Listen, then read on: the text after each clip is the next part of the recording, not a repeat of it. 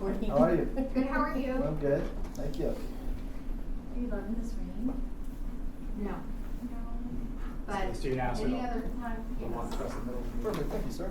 They're tired of my house right now, so it Oh. makes it really inconvenient, so they're sitting out in my house, and it's creating more chaos because I'm someone who doesn't like my cheese moved too I much. get it.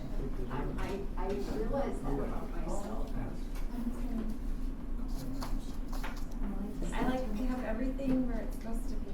Yeah, and they moved my cheese, so I'm a little like, just For any But flavors are not. items on the agenda. Is there a Form 700 and that's the same thing? Oh, it's opening? Yeah, every year I think it. Well, yeah, this is on reappointment. It's just Second one, the first one has a presentation and then was able to.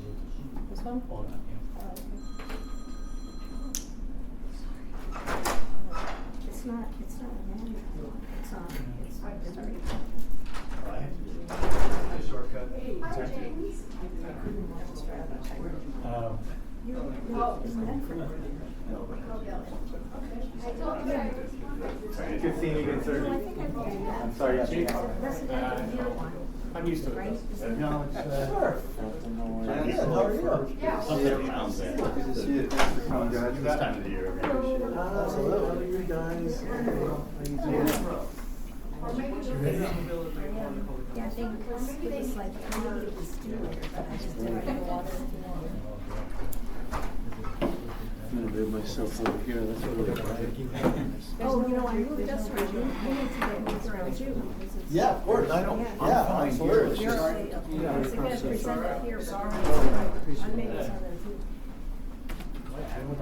that too. Hello. Well, There were some people saying they couldn't see the presentation. Yeah. I can Who would turn- like to? I can turn it back up after the presentation. No, that's fine. Thank you. Here? I'm here, but that light's right. Oh, now. right here, Apples? It's all right though. Good. No, sit right. Whatever you want Okay. to see is fine, yeah.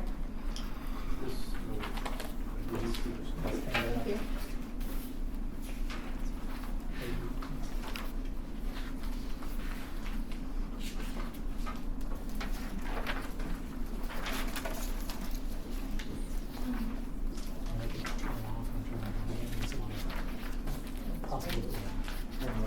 I could turn that off and turn it back on again, but it takes a while to. Well, it's not my second to turn Get the sticks one over the. The tip is big over. For the Rotec. Okay, we're gonna call this meeting to order. It's 4:00. And we'd like to take roll call. Yes, Commissioner Morton, Present. Commissioner Chesnauskas, Present. Commissioner Dominguez, Present. Commissioner Selden, Present? Commissioner Vaughn, Present. and Commissioner Mora and Andrade are both absent today. Great. And let's down for the pledge of allegiance. Alright, ready? Begin. Pledge allegiance to the flag of the United States of America, and to the republic for which it stands, one nation, under God, indivisible, with liberty and justice for all.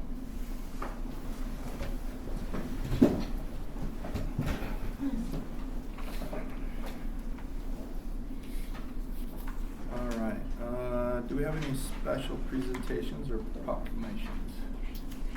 So we do not tonight, Not or today. Alright, we have, on the agenda, oral communications, possibly directed to staff, 30 minutes, each speaker is allowed 3 minutes to address Public Health and Safety Commission.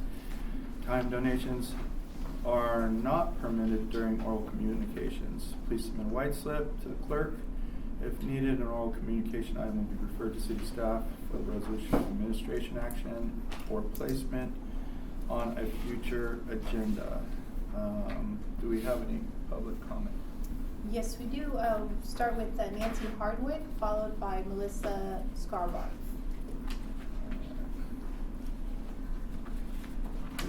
stand? Yeah, you can stand. You stand or. yes. Okay, and It'll record you. You could just leave that there. That's the recording for the meeting. fine. Thank you. And what is the, you're taking care of the visuals? Yes, I can do that. Okay, good, just kind of, pace them out. Good afternoon, Commissioners. My name is Nancy Hardwick. I'm an Encinitas resident for more than 40 years, and I'm a volunteer with Moms Demand Action for Gun Sense in America. Moms is a nonpartisan, grassroots organization with more than 11 million supporters nationwide.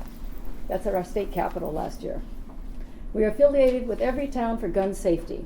We advocate for responsible firearm ownership, common sense laws, and public education. I'm here to discuss secure storage. There are an estimated 393 million civilian-owned firearms in the United States, and roughly 1/3 of all homes contain at least one gun. As you know, guns are the leading cause of death for children and teens.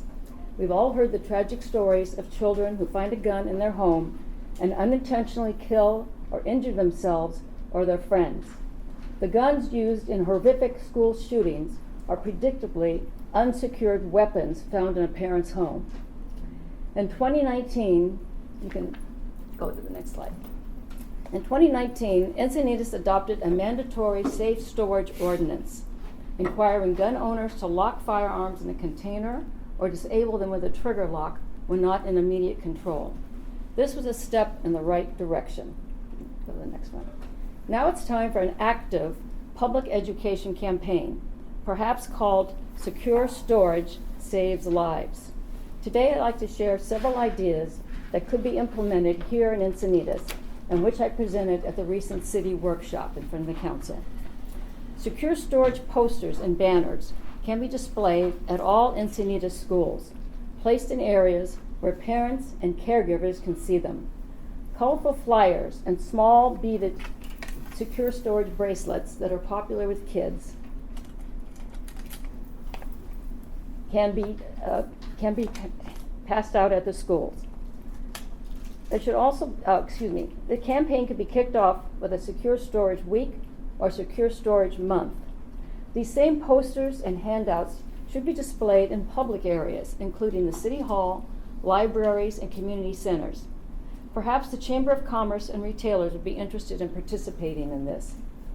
The Secure Storage Saves Lives campaign should also partner with the Sheriff's Office, which can hand out flyers and related items during the street fairs, possibly even these little bracelets and various flyers.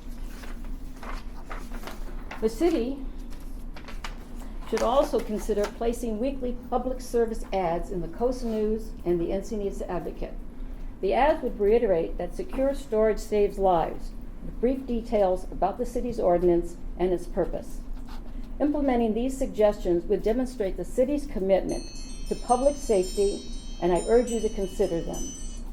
I think I have one more slide. Yeah.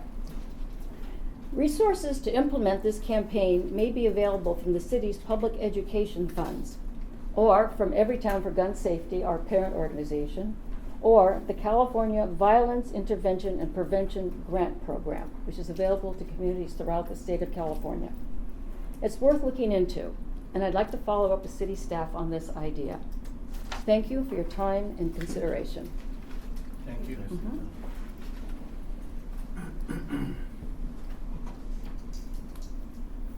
Hello, my name is Melissa Sharbarth, and I'm a founding member of Safe Streets Encinitas, a grassroots community organization formed after the death of 12-year-old Emery Chalakian, who was struck and killed in a crosswalk on Encinitas Boulevard. We are neighbors, parents, and residents looking to make our streets safer for everybody. We'd love to work with this commission. Public health and street safety go hand in hand, and we believe this body has an important role to play. Our first ask is simple. Please agendize red light cameras at a future meeting so this commission can weigh in, and we hope lend its voice to the conversation before City Council. I appreciate your time. Thank you. Our next speaker is Peggy Walker.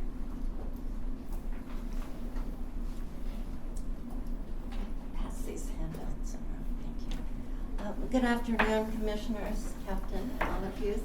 Thank you for your time. I'm Peggy Walker with San Diego Alliance for Drug-Free Youth. We are a youth-serving organization. We have activities from youth mentoring programs to Start Smart classes for kids in high school who want to drive to school and park in the parking lots there. We also advocate for strong public health policies. So I'm here today with an information item. Our latest project is San Diego Smoke-Free San Diego, the Smoke-Free San Diego project.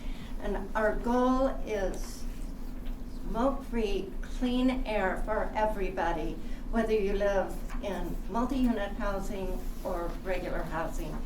Our objective is to affect smoke-free multi-unit housing ordinances in the 3 cities of Del Mar, Solana Beach, and Encinitas, just has been done in Carlsbad. So I want to say that this project was launched out of our work with Hispanic families and youth groups. So many of these families would come to us with complaints about drifting smoke and how it was affecting seniors in the families, but especially youth, with allergies, asthma, and other problems. We had one girl who the family had to move 5 times because of the drifting smoke issue, and she had asthma and became a regular ER admission person. The staff there got to know her by name because the drifting smoke was triggering her allergies, and that's just one example. So we're working to establish the smoke-free multi-unit housing policy. We surveyed over 300 people in coastal North County, and 83% agreed that we should have smoke-free multi-unit housing policy. A couple of other statistics: 63% of adults in California believe that apartment complexes should be smoke and vape free, and most multi-unit housing property managers and owners support smoke-free housing. So I hope that this is something that you as commissioners and as residents will support, and I thank you for your time. Thank you very much. Next speaker, Molly H.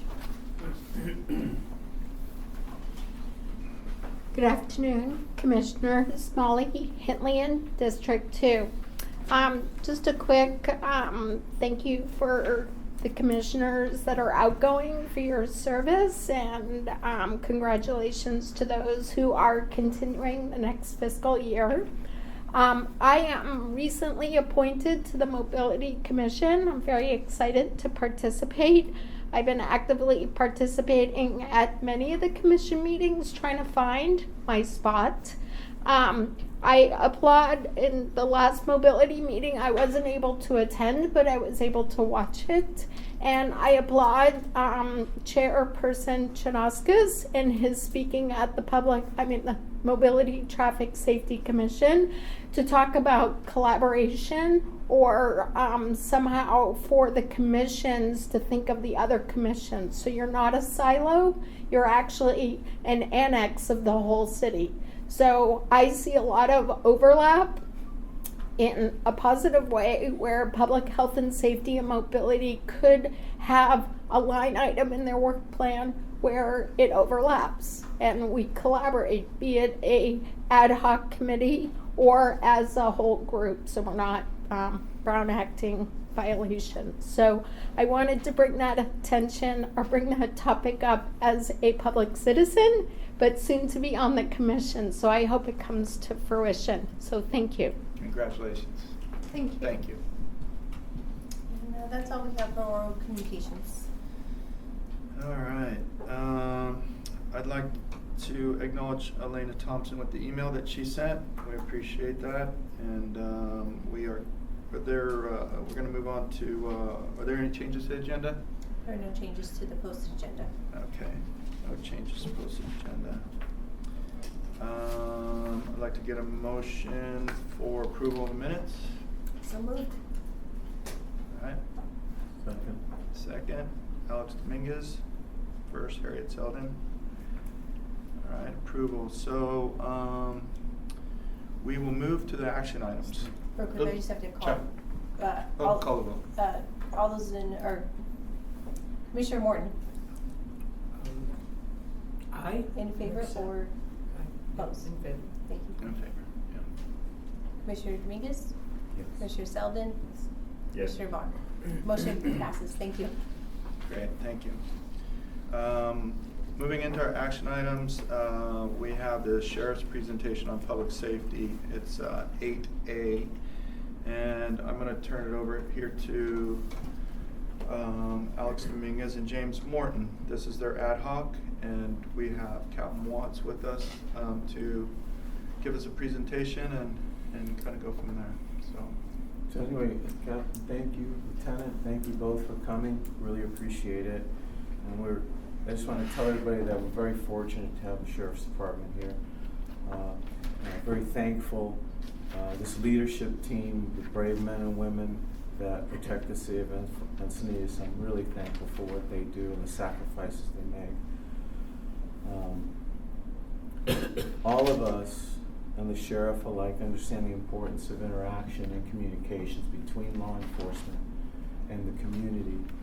And this is a public forum. It's intended to give the Sheriff's Department an opportunity to address topics that the Commission has brought forth to them and asked the Sheriff to cover related to our work plan, and also a lot of the issues that many of you have brought up here in our meetings.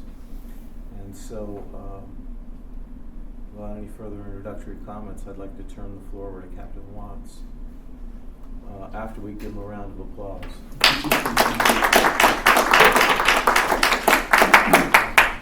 I appreciate the kind words. Part of this presentation will be wrapping up 2025, where we are at the beginning of 2026, and kind of how we got there. There was a lot of, as you know, one of my biggest initiatives is really bringing in that community voice, working with our community partners, making sure that we are listening to that voice and that we bring them in to be a part of the solution. It has been very successful, and I think that we have been, through the Sheriff's Office, North Coastal, and the way that we are implementing our strategies and really putting some outside of the box thinking to maximize our resource, we've been looked at as the shining star and the example to the other stations. And not just the Sheriff's Office. I get phone calls from neighboring jurisdictions that ask how is it that you guys are implementing strategies to deal with this situation, because it is out there in the community that our engagement has really been top notch, and I'm super proud of that. Those quality of life issues that our community is dealing with, that has always been my priority, is to really address those quality of life issues so that the community can see the difference. And I really feel like we've come a long ways. I've been here now 2 years, and a lot of the strategies that we've implemented as a team, I think we're starting to see the results. I think we see that in the community. I know the community members, they email me when they see me at events. They are now like, wow, what a difference to where we were. So I'm very proud of that, and I'll continue to push forward. We still have work to do, but with that being said, we'll move into the presentation itself. So wrapping up 2025, I won't go too much into the actual stats as far as crime stats, but I think it's huge that we have seen a minus 39%, a decrease in crimes against persons for the year 2025. And that comes on top of a decrease that we saw in 2024. And same with crimes against property. We're down 25%. That's good. And we're going to keep, trying to get that even higher of a number. Crimes against society, we're down also 39%. And a lot of what we're going to talk about in this presentation is how we got here. And how do we maintain this and improve this? Because we're not seeing that in other areas.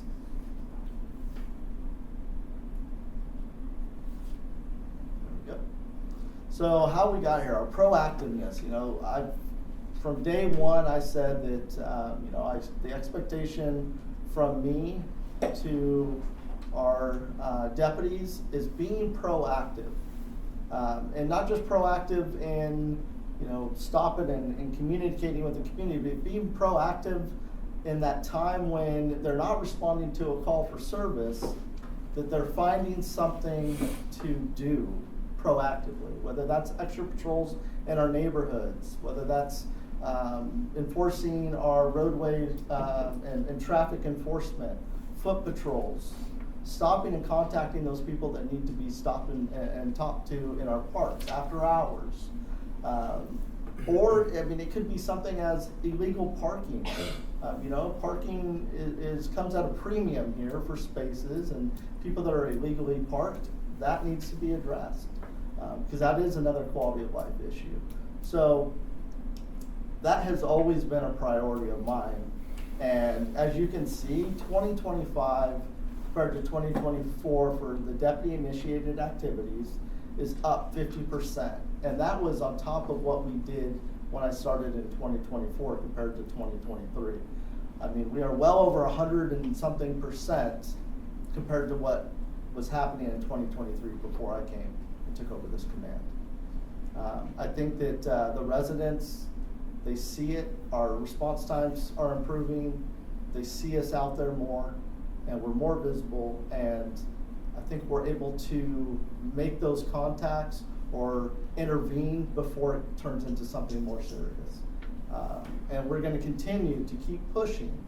And I'll say that for 2025, the Sheriff's Office did an internal look at all the sheriff stations to see what that proactivity looked like across all the sheriff stations. We were at 36,000. The next closest to us was at 18,000. So that shows that we're setting the bar, we're setting the example for the Sheriff's Office to rise to be at 36,000. And 2024, we were at 24,000. That still was very impressive compared to where everybody else was. Calls for service have they increased by 1%, but that stays pretty consistent across the board. Next year, it might be down 1%, but that's a consistent number. Nothing alarming there. Our arrest, we've actually increased by 11%.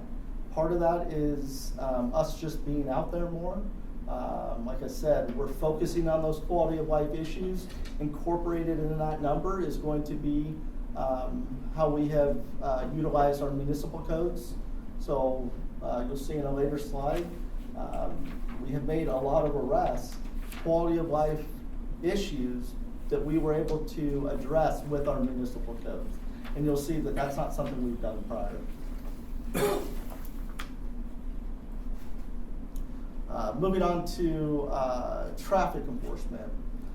This is my priority it really started after the horrific incident last year with Emory. This became a priority for me and for the North Coastal Sheriff's Office. And we started looking at how can we maximize the resources that we have to make our roadways safer. One of the things that we identified was DUIs. We specifically looked at how we can start moving hours, maybe even, you can see in September, we shifted one of our cars to a different schedule. So a 4 o'clock in the afternoon to a 4:30 in the morning. That's not something that's typically done, that's not a typical schedule, but it was needed so that not only could we address anybody that's making that poor decision to get behind the wheel, it also empowered our deputies that were already out there working at night to make those traffic stops knowing that they had an expert that could come over there and assist them. So we saw our DUIs increase in volume for arrest. However, that was on purpose. We are not going to tolerate individuals that think that it's okay to come to our city and become intoxicated and get behind a wheel and drive. Our collisions at night go up because of it. They can't maneuver safely around our roundabouts. We've seen the collisions. So we are trying to make a very, very loud statement that if you decide to make that poor decision, there's going to be a great chance that you're going to get stopped and you'll be held accountable. So we already did move a car that's specifically looking at DUI enforcement. We are going to be adding a second car. We did interviews this last week, and so we will be making a selection. So therefore, we will have 2 cars out there that will be strictly doing DUI enforcement in our community. I think it's needed. We've seen those DUI collisions come down because of it, and it's an effort that we're going to obviously continue. Traffic collisions have actually decreased by 1%. I think it's going to continue to go down because of some of the strategies that we've implemented. And the goal really is, if we get the DUIs off the road, if we continue that education, that strategic enforcement, we're really just trying to get drivers to be more aware, slow down, stop at stop signs, stop at red lights, don't be distracted on your phone, pay attention to the road. And that goes for vehicles and bicyclists and pedestrians. We're all sharing these roadways, so we all need to be courteous and respectful of each other. So as you can see, some of our our accident types, other motor vehicle, that's usually vehicle on vehicle. Fixed object is something that it could be a roundabout, bicycle. They're pretty self-explanatory. The goal for us is really vision zero. If you watch the news and you look at our nearby neighbors, there have been a lot of fatalities due to roadway collisions with bicyclists, even with other vehicles. We have been fortunate, and I think it's because of the direction that the community has taken and us working with the community to address it, but we're going on a year without a fatality. If we can continue that, that's a win. We don't need to lose a life to a preventable situation due to, like I said, higher speeds, not stopping at red lights, not stopping at stop signs. So we're going to continue our enforcement. Our citations have increased 43%. Parking citations are up 1,860 we wrote 2025. But going back to the notice to appears, some of our priorities have been, once again, trying to maximize our resources so that we can really make a statement to the community. We have a lot of vehicles that are coming in from outside our city that are just traveling through to get to the freeways. We want them to know that when they do enter into Encinitas, that they're going to abide by our roadway rules, the laws. If they don't, they're going to be enforced by us. So what we did is we started early in 2025. Not something that any other sheriff's office is doing, but we're picking a day once a month where everybody in the station that is in uniform, including our detectives who normally are suit and ties, they get in uniform. Our cops, deputies get uniform. We get in a vehicle. We all get in a vehicle and we go out and do a day of traffic enforcement. So instead of just having your typical 2 cars out there doing traffic enforcement with your patrol, you now have 18 to 25 of us. We've also reached out to neighboring cities to ask them to come into our city and assist. Carlsbad, Oceanside, all the sheriff's office have sent motors. One day we had almost 80 vehicles, including motors, here doing enforcement. And that initiative is going to continue into 2026. We're still doing that every month. We call it our Traffic Enforcement Day. Bicycle enforcement, that's something that we started. You know, we have a lot of young riders that are making poor decisions, that have access to, for motorcycles, really, illegal motorcycles that can do 60 miles an hour on our roadway. That's something that we needed to go ahead and make a statement and get those illegal motorcycles off of our roadways. And just between January 1st and now, we've already seized 14 e-motorcycles.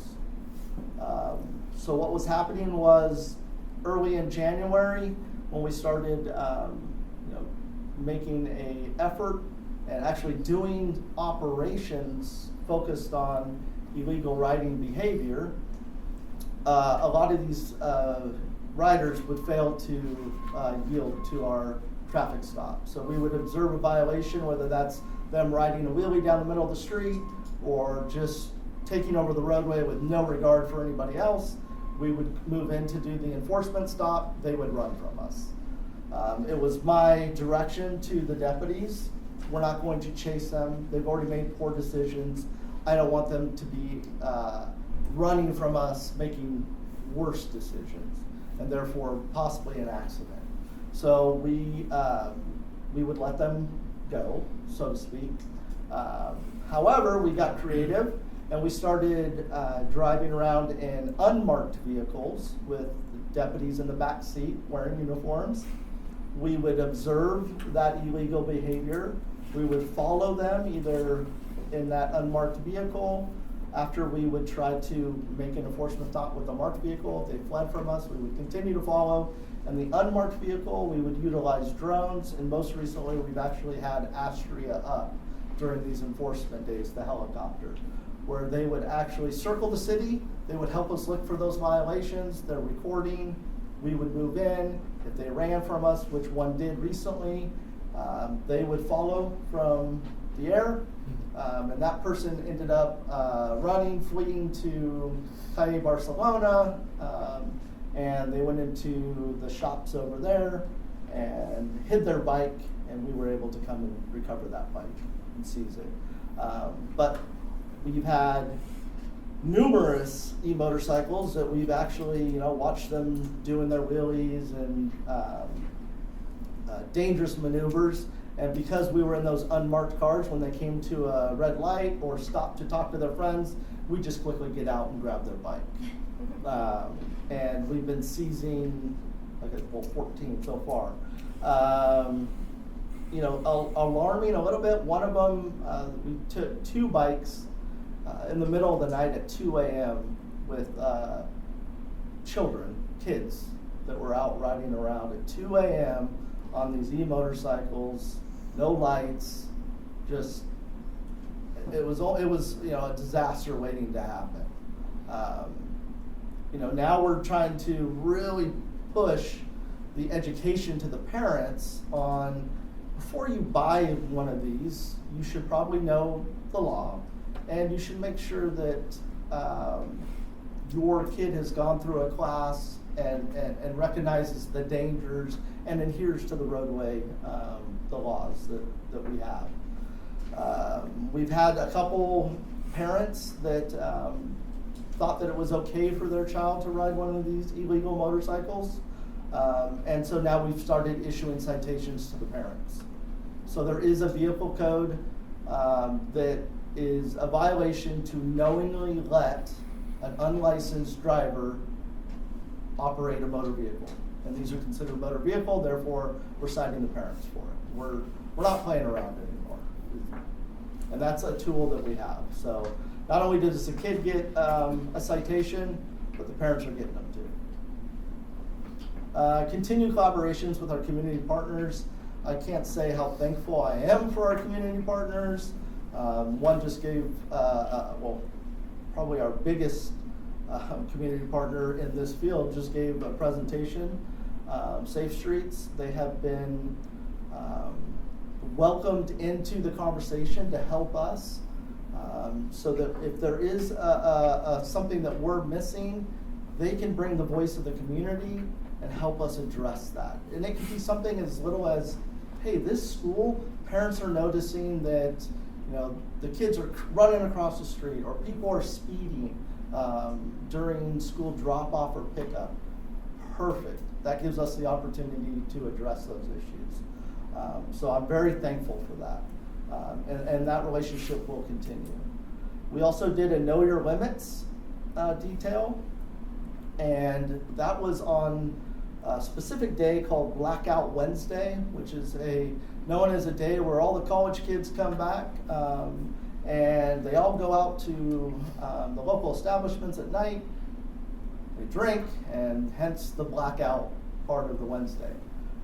So we went out there, and we set up a booth, and that part of that booth was education on, hey, you've been out drinking, come over, blow in the breath machine voluntarily, and see where you're at. And there was so many people that thought that they were okay to drive.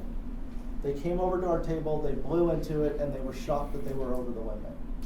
Several of them said, I would have driven home, but I'll get an Uber now. So something as simple as the educational part, it goes a long ways. Over 300 people participated in that night. Also part of that night, we worked with the fire. We worked with our code enforcement here at the city. Because my point is, hey, yes, I have a responsibility of enforcing the laws of the road, but our local establishments need to be held accountable too. If they're over-serving, if there's too many people inside, over-occupancy, then that needs to be addressed as well. We need to hold them accountable. And that's what we did. We went in with fire, and we made sure that fire exits weren't blocked. There was no illegal fireworks happening inside some of these establishments. That if there was over-occupancy, where it was so tight you could barely walk through to get to the bar, that was addressed through code enforcement. Even sound. You know, some of our establishments, they have live bands going on, and it's so loud, and the community that lives right behind there, they have to deal with that. Well, code enforcement enforced the noise ordinance. And as a matter of fact, we had somebody from this commission that also, was there and got to see the results of that night. It was very successful. We're actually planning on doing another one around St. Patrick's Day. So we'll be out there again.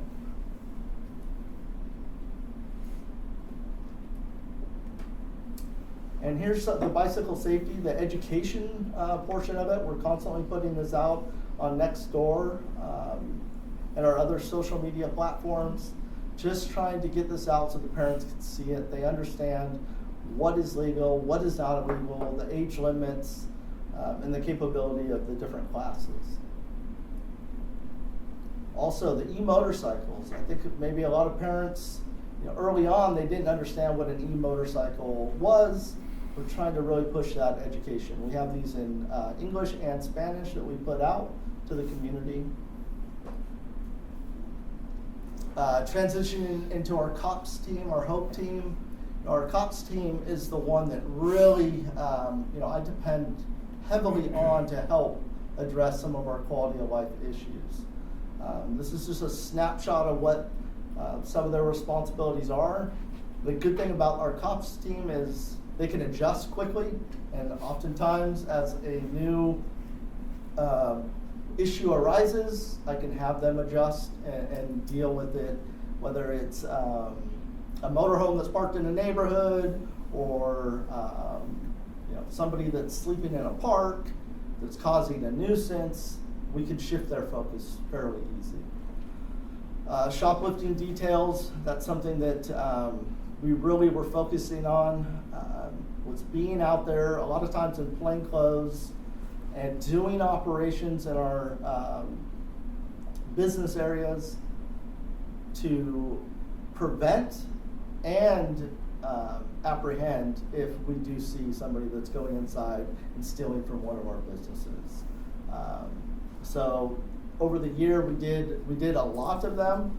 We worked close with loss prevention, and out of those operations, there were 12 arrests. Our ABC minor details, this is very important to me.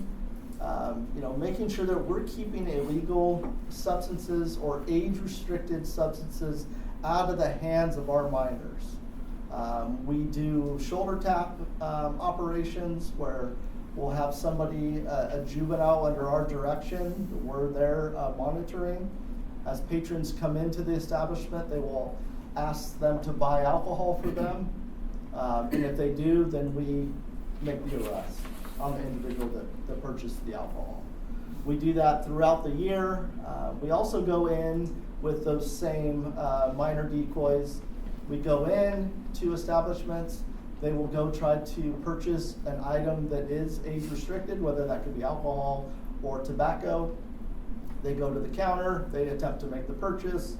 If that purchase is made, if they fail to ask for ID, or they do ask for ID, the juvenile shows them their real ID, so it shows that they are underage, and they continue to make that sales, then we come in and make the arrest. We did have one establishment where we made an arrest on 2 of the operations. So ABC gets involved.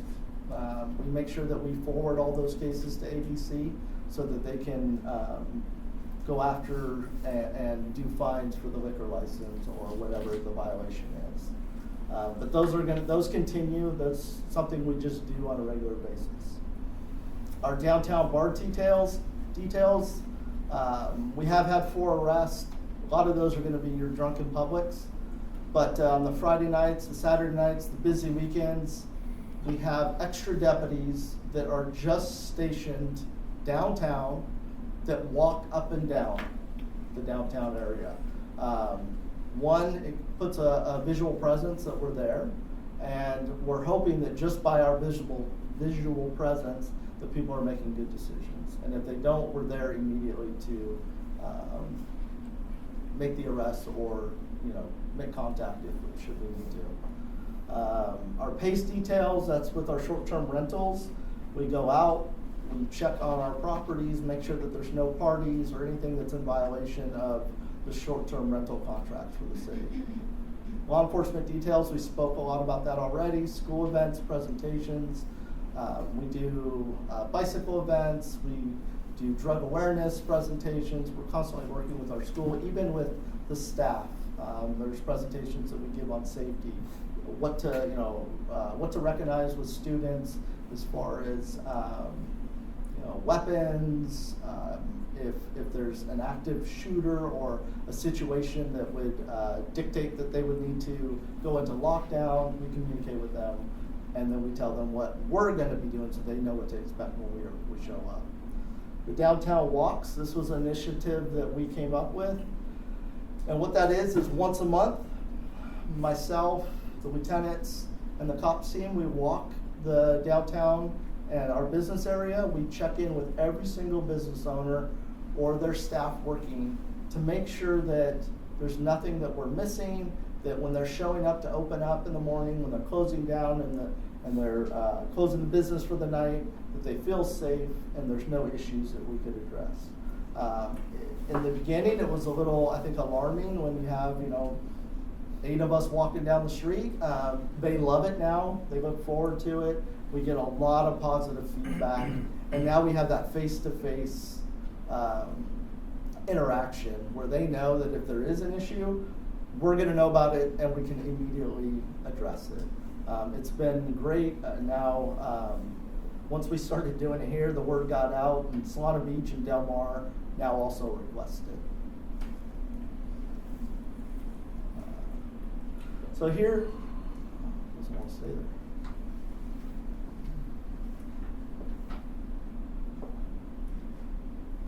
Okay, municipal codes. So this has really been something that we were able to use our municipal codes to really address quality of life issues here in our city. You can see that From 2024 to 2025, we've had a 779% increase in arrests utilizing our municipal codes. And you can see what they are. Some of them smoking's, we made 50 arrests on smoking, and that can include vaping in 2025. 116 camping on public property arrests were made. And then over on the other chart, that's going to be some of our citations that we have been using per the municipal code. So one of the quality of life issues that was coming up was the parking of RV recreational vehicles within the community. We have an ordinance that says you can't do it unless you have, you come down to City Hall and you get your pass to be able to do it for whatever 24 hours. We were seeing a lot of the RVs that were just parking along our roadways in our communities, and they were not abiding by the municipal code. So I think 521 citations were issued in 2025. That's a lot. And I think we have seen an improvement. I know that I hear that the word gets out on some of these forums that used to encourage the RVs to come here during the summertime. The word is out that you will get a citation if you come here if you don't abide by the laws. Same with our illegal vending. The section that's there is actually a vehicle code, and that is associated to our off-ramps. I don't know if you remember, but it wasn't too long ago that we would constantly see people soliciting on our off-ramps. Well, in 2025, we made that one of our priorities, and you rarely see it anymore. The message has gotten out, and they go up, somewhere else. Same with where's the one with sidewalk vending? We were starting to see some of those pop up where, it used to be, it was a juice vending that they would set up on the sidewalk. You can come get your juices, but they didn't have a permit. So we started enforcing that because we didn't want that to become a bigger issue.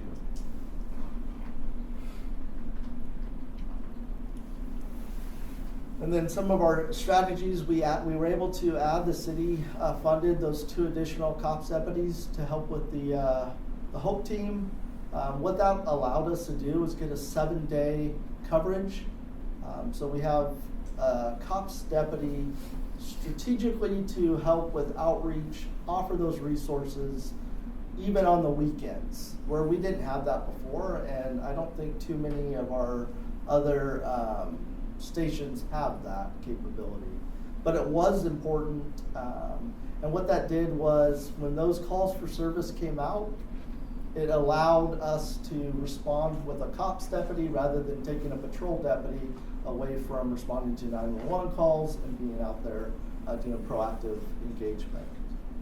So that's been very beneficial. We adjusted our COPS hours. Before they were Monday through Friday, pretty much an 8 to 5. We looked at that and we said, it's time for a little bit of change. So what we did was we maximized our coverage.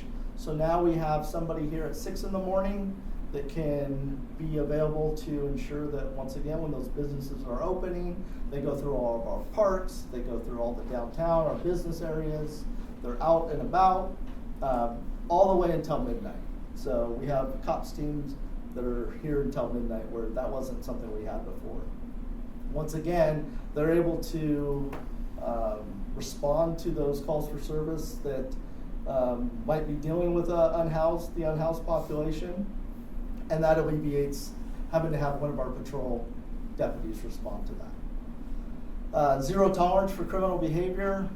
We're still continuing that. If you come here, you'll abide by the laws. If not, you will be cited or arrested. Downtown walks, talked about it. Engagement. Still working with the city attorney. We have great support because it was very important for us that if we were going to enforce those quality of life issues with our municipal codes, that the city attorney was going to prosecute those, and they have been. Also working with code enforcement and, like I said, the fire department with holding our establishments accountable as well. So we've increased our enforcement, better coverage, outreach 7 days, and we've actually seen a decrease in calls for service because of it. Focus is roadway safety remains our focus for 2026. We really want our safe streets, Vision Zero, that will be a goal. E-bike education and enforcement, really getting out there, talking to those parents, maximizing opportunities for us to engage with the public.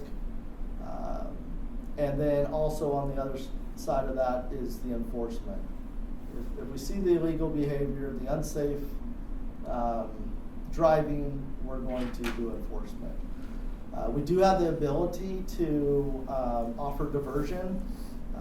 We do offer, sometimes we make the stop and we can give education, give them a warning, but if we see it again, and one of the bikes that we seized, that individual had actually been given a warning on a regular e-bike, and now he was on the e-motorcycle, so he didn't get the warning that time. He got a citation that goes to traffic court. Unhoused outreach, that will still remain a priority. For us, it's outreach first, resources first. That's always been the motto, is really getting to the root of the issue for the individual if they're unhoused, and how we can get them into either treatment. And a lot of that now is we rely on the San Diego Rescue Mission. We work hand in hand with them. But because we have that HOPE team, it has really decreased the anxiety and the potential for it becoming a use of force situation with that segment of the community, because they know it's a face-to-face. They know the deputy by name. The deputy knows them by name. Whereas before we didn't have that, and a lot of these unhoused that we are dealing with that are resource resistant, there's some underlying issues, whether that's addiction, substance abuse. So the more that we can interact with them and they trust us and they know that we're coming out of a place of offering those resources, it really brings their anxiety down. And we have now the San Diego Rescue Mission with us, so that's been a huge benefit for us. And then community engagement, that's another, obviously, a priority. I spend a lot of my weekends trying to get to all the events. We do the community coffees. I bring my wife, my kid, just because a lot of times that's our family time.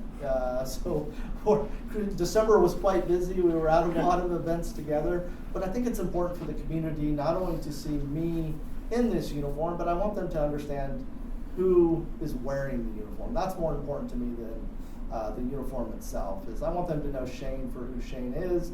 I want them to know my family, and I will continue to do that. That's not something that a lot of law enforcement, I will say that a lot of times we don't put ourselves out there and be vulnerable like that, but that is important to me. And when I talk to other captains and command within the sheriff's office, I stress how important that is to, you really got to earn that trust and give, any relationship takes time. And if you're not willing to give that relationship time, then the relationship isn't going to flourish. And that's with all relationships. So that's how I come at the community engagement. It's a relationship to me, and I want it to be successful. So what does that mean? It means I got to give it the time. And that's what I've done, and I will continue to do. Just some of our numbers. I was a little long-winded, but I'll open it up for questions. Yeah, so we wanted it to be sort of a two-way street here, hence the public hearing. So if there's any questions from the public to the sheriff, I think we'll give you your first bite at the apple before we go to the commission. Come on up if you'd like. Oh, yeah, I'll just, this is very brief. You heard my presentation? Yes. you know, we have the ordinance in the city. Mhm. Do you think you would help support a secure storage campaign? So, you know, firearms, and the safety of firearms is always going to be a priority of us. People need to be responsible gun owners. Yes. First thing I said. Absolutely. So when we see that that is not happening, then we already have laws that we can enforce. Right. You know, domestic violence calls, we Yes. take guns away from and out of households. What we deal with a lot now is when, you know, there's a child that's made online threats that or is showing behaviors, we now go to the house and we actually do home checks to, one, see if there are weapons and make sure that they're properly stored. I have an acquaintance who had that same thing happen to their child, kindergarten. Yeah. Child was threatened by another kindergartner who says, "You're making me mad, and I'm gonna go to my dad's house and get a gun and shoot you." Right. Kindergarten. Unbelievable. So, yes, I'm glad to hear that. Well, I'm not asking for commitments, I'm just asking if you would support a campaign, public education, you know, with flyers and things on display when you do community engagement. And I'm asking the schools to participate, and that's another conversation. But I want to see how I can follow up with you and see if I can Yeah. get your support. We do a gun buyback Right. program. We would love to have you can set up a table there if that's something you'd be Sure. interested in. Yeah, okay, well, maybe we can Yeah, cooperate on a few absolutely. things, you know, one more partner for you. I agree. I love Okay, it. thank you for your time and Yeah. all your hard work. Thank you very much. I Credit appreciate to the it. community. Thanks. I just want to thank you from the bottom of my heart. Safe Streets, we see how much effort and commitment you have to our city, and the partnership that we've established is just undescribable. We would love to be part of the March 17th Know Your Limit. We were there for the Thanksgiving one, and it was eye-opening, absolutely educational for a lot of citizens, and we would love to be part of that. And just overall, your commitment to being transparent, putting yourself out there. I know as a teacher, you know, I don't wear a uniform to school, but outside of the classroom, being vulnerable and really showing who you are makes a huge, huge impact, and it's noticed. And I didn't know today that you had only been here for 2 years. I'm like blown away by all of like the commitments and just the effort you put towards our city. So I thank you. appreciate that. Yeah, I value our relationship for sure. Thank you. I'd just like to add one piece to this, which is that on the day of the memorial service, I met the captain at the station as he was coming from the service, and the impact that had on him and the humanity that he showed. Just my wife and I were blown away. It was tremendous. Just without sounding flippant, if you were to put a traffic officer up in Via Cantabria, you could probably do 100 tickets a day. I lobbied for years to get that speed limit reduced to 35 from 40. It's made no difference. And I know you're not the one to make that decision, but we noticed recently on Garden View Drive and on Garden View, they put these signs up that tell you how fast you're going. And I understand that they helped quite a bit. If we could get a couple of those on Via Cantabria, it would sure help. Okay. Yeah, we can ask the city for that. You know, one of the things that we have done is we do put our motors there. We've also put strategically placed sheriff vehicles in areas so that when the motorists are driving, they see that vehicle. The first instinct for them is what? We all look at our speedometer and hit the brake. So that you probably have seen these vehicles parked around town. Via Cantabria is one that we will do some enforcement. We'll continue. Appreciate it. Absolutely. Thank you very much.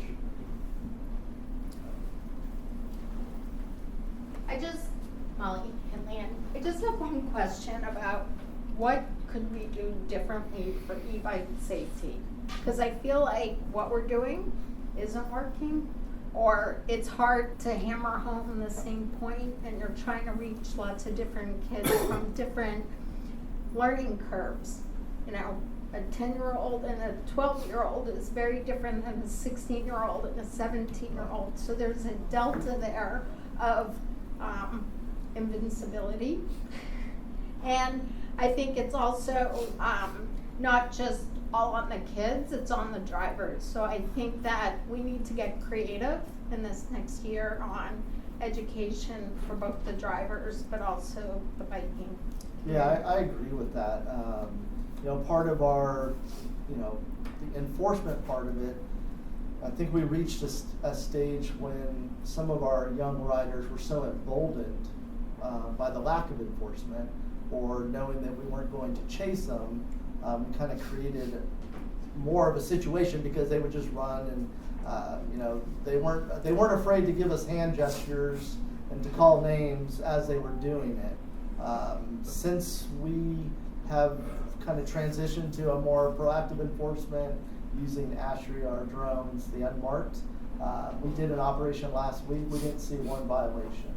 Wow. And their social media, it's all over social media. Don't come to Encinitas on these kind of bikes. Don't ride wheelies.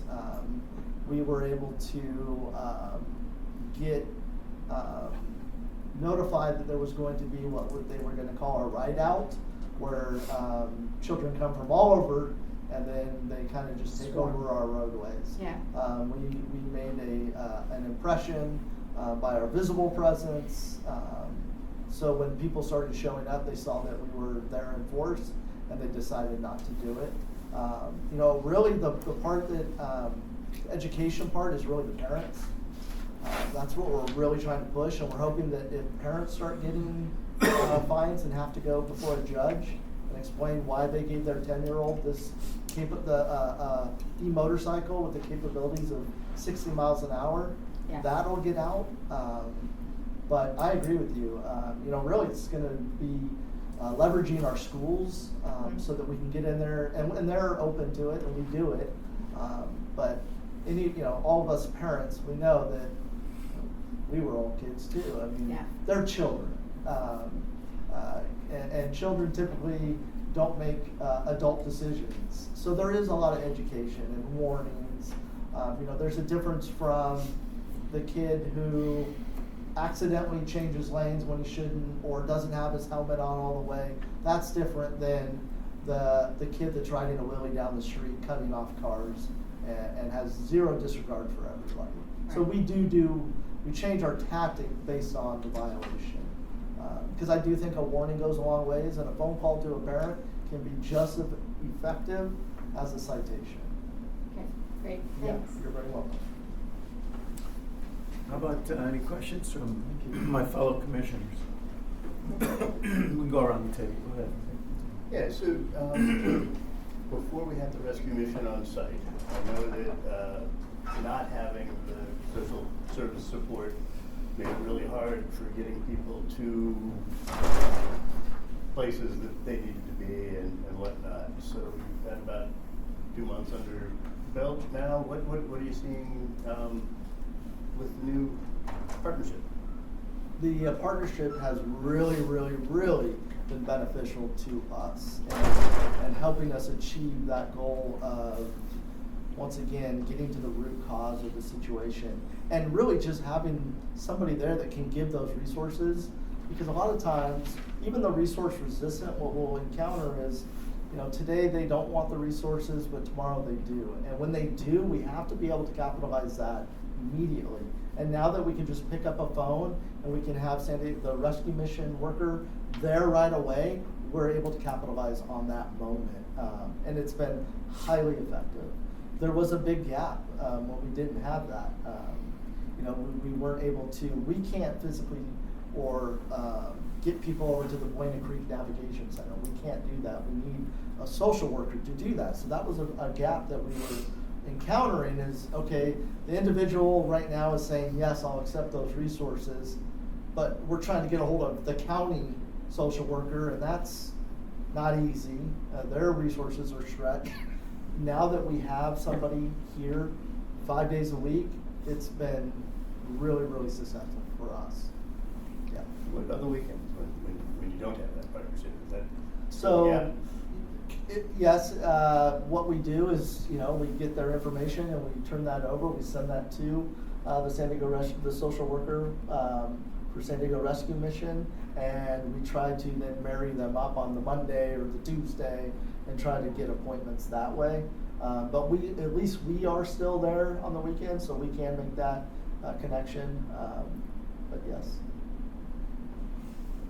Well, see, Dan beats me to some of this because we're the sub-team for the rest, may not realize exactly that looking at that part of it, like the carrot and stick, and having the municipal code now and enforcement, because people may complain, businesses or residents, about some activities.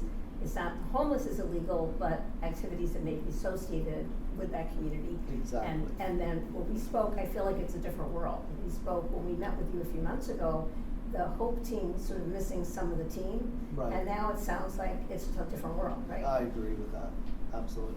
So thank you so much, because that was what we were considering, what are the gaps? And Right. that's one that looks like it's been handled between the municipal code and having the rescue mission here. Absolutely. So that's really good news. Yeah. And we were very impressed with everything that you were talking about, and so glad that now the other pieces of I don't know what everything stands for, but the other parts of Hope Right. are in place. Yeah, I So, appreciate that. Yeah, thank you so much. Thank you. Steve? I do have a couple questions. The commissioners over here kind of answered a couple of them already. Filling that gap between the Hope and San Diego Rescue Mission with that time lapse and all that stuff. I personally ran into it this weekend. So a homeless individual asked me for money. I was actually in Solana Beach. And I said to her, no, I don't have any money. Are you familiar with San Diego Rescue Mission? She goes, yeah, they're not available on the weekends. I felt like, what do I do? Like, this lady knew all the ins and outs, and that gap of them not being there on the weekends, that gap of you having to wait till Monday and gather this information doesn't help these people in that 48 hours. Is there any talks about somehow making this like something that is going to happen immediately for these people? Or, Yeah, I think that you've identified the gap in the coverage. I've adjusted my resources to make sure I have 7 days of coverage. I think that conversation would probably be directed towards the city. I'm not sure what that contract looks like, but they are contracted through the city, so therefore those resources probably wouldn't have gone into Solana Beach per se. Yeah. But yeah. Okay, well, that's good for our ad hoc to know that. That's something that we could dig into a little bit more. Another question is, do you have a specific age demographics on the DUIs? We don't. Is it like the kids coming from PB? Is it the...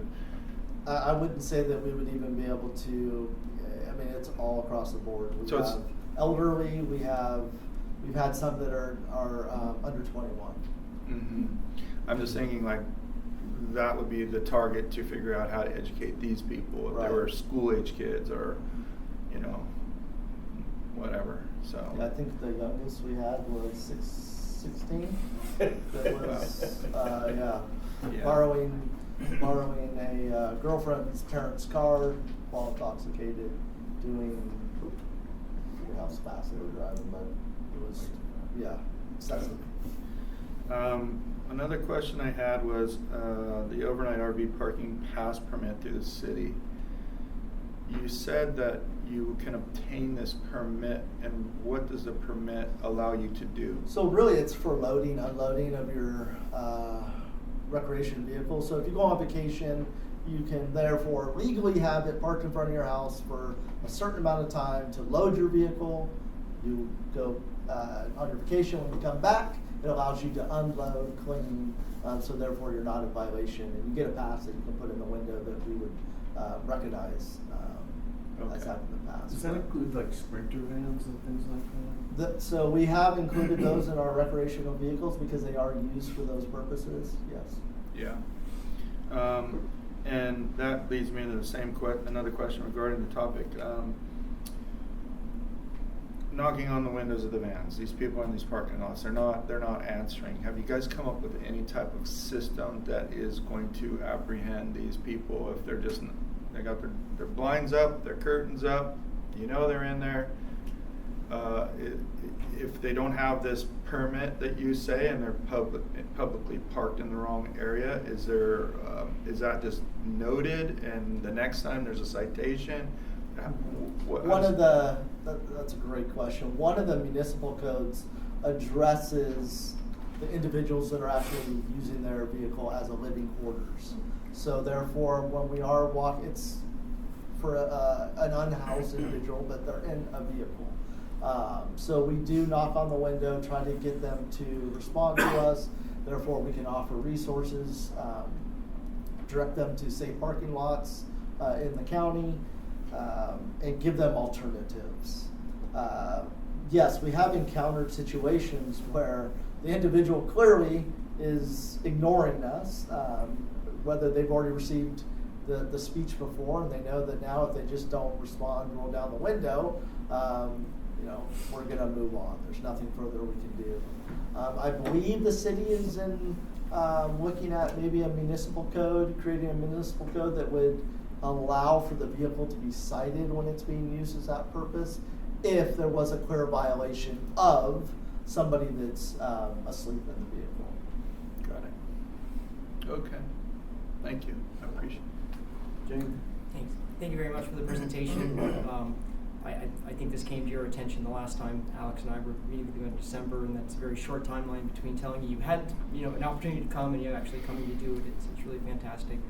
I had an opportunity to read a book that the mayor talks about a lot in his thoughts on the homeless San Francisco, and inside that book, you're demonstrating some of the qualities that lead to successful programs in alleviating homelessness. And principally, it's the de-siloing of efforts, and it's the emergence of all the resources, right? What you highlighted when you're trying to stop the DUIs and what's happening regarding code enforcement, fire department, all that.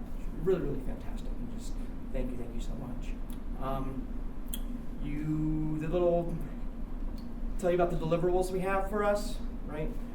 We actually have a public hearing to review the Sheriff Department strategies on reducing use of tobacco use among people. So you may get a chance to come back again, right, under the direction of our leadership and how that looks. So just kind of heads up on that end. That I think goes along with our minor decoys. Last year it was brought to our attention that there was an establishment that may be selling illegal cannabis products, the nitrous oxide containers, it's commonly referred to as whippets now. That has made a big comeback. So using our drug enforcement street team, we actually opened an investigation. We went in and made those purchases undercover, and then we actually did write a search warrant, and we went in and we seized a bunch of product and wrote a criminal case on that. Yeah, absolutely fantastic. And then so finally, just the third thing, it may just be my own bias where I live, or have lived recently over like in the old Encinitas area, the downtown area, and I see a lot of the presence there, and my bias, I heard you talk about, but Encinitas is a full city, and there's other businesses and establishments in the other areas of the city besides downtown, and I don't know if my read on the talk was based on my own bias on where I live. So just an opportunity to maybe talk about maybe specific to the other areas outside of downtown that and those programs that you might want to highlight here in this moment, so that everybody in the whole city sees the efforts, and then it's not just sort of the downtown effort that has your focus. Right. Yeah. Some of those efforts were, designed because we were seeing issues that were arising in that specific area. Mm-hmm. So that's when we, the downtown walks to engage with the business owners. But I agree with you. We work with the chambers, and we are listening. We do the coffee with the community. Mm-hmm. Part of that is really getting out to all the areas of the community, listening to the community, and then if there are issues that we can address, we can do it. And we change the location up every couple months. I mean, we have one tomorrow. So. Thank you very We'll much. be at the Panikin tomorrow, in case anybody would like to go. 9 to 10. Oh. 9 to 10. 9 to 10, excellent, yeah. Thank you very much, because that is my takeaway. I felt like I might have a residency bias because I see you there, but know that your efforts are, across the entire community. Right. And what I was surprised, my last comment was, and the DUI data that I found, was just how dispersed the DUIs are. Right. And it's just not the downtown area, but you're getting all over, and it floors me, I know. that from what we went through. But that's enough. Thank you very much for your time. You're very welcome. Thank you. So I don't think anybody's gonna give you a hard time here, so maybe I should. I'm just kidding. You guys, I mean, just to listen to you and knowing how the Sheriff's Department and law enforcement works, having been a part of it for many years, I just really appreciate it, and I want all of you to appreciate how creative and proactive these two gentlemen are. And I know you don't do it alone. Absolutely. You know, It's a team. this is a smart guy sitting next to you. Yep. I know that he's your right-hand man. And we ought to really enjoy that we have these guys here. How long do you think you're going to be here, Captain? This is a question that comes up because the Sheriff's Department has a tendency to move people around to give them a broader sense of the profession or different parts of the department. And I'm just thankful you're here now. You don't have to answer that question. I appreciate the question. I actually had a one-on-one with the sheriff a couple weeks ago, and that question from her came up. North Coastal Command is the biggest command in the sheriff's office. 3 different contract cities, Rancho Santa Fe. Our jurisdiction goes to the checkpoint, and a lot of people don't know that we also do Camp Pendleton. It's a huge area, a lot of responsibility. And so she was saying, all right, if you could go, where would you want to go? And without hesitation, I said, please leave me where I'm at. The first year was trying to, really get out and engage with the community to find out what the issues were. Year 2 was, how do we move forward together with the community to address those issues? And year 3 is going to be to continue those efforts and really see the success and where this city can be and will be. That Vision Zero, that's my goal. That is something that I really, really, really am striving for. Vision Zero. So maybe if the mayor has a relationship with the sheriff, and he could maybe talk to her and see if he could for a I think while, that would be good. she understood that's happening. what I was asking for. Okay. Yeah. All right. Thank you. We've recruited one of your volunteer sheriffs is joining our commission. Right. Chair Morton will be vacating a commission coming up, and she'll be taking that spot. So we're happy to have her. She's going to be an asset to this commission for sure, with her knowledge of being downtown and her knowledge of being a volunteer sheriff. So if that's all we have, I would like to get a motion on the floor to recommend the public hearing to leave this open for future agendized items. So, I'll make the recommendation. okay, do we have a second? I'll second it. All right, we have James with the first and James Martin with the first, and Alex Dominguez with the second, and take a vote. Aye. I think with this one is, does anybody oppose to leaving it open for future? We could use that as passing that motion more efficiently. Great. All right. Thank you so much, Officer Davis and Captain Watts. We really appreciate it. Thank you. You guys are amazing. Thank you. You guys have done an amazing job, and definitely I do my fair share walking around the city, and I hear it from citizens. So thank you again. It's good to hear. Thanks for keeping us safe. You can bring your kid here too. Just buy it. Pretty soon they're not going to want to hang out with you. Good point. Good point.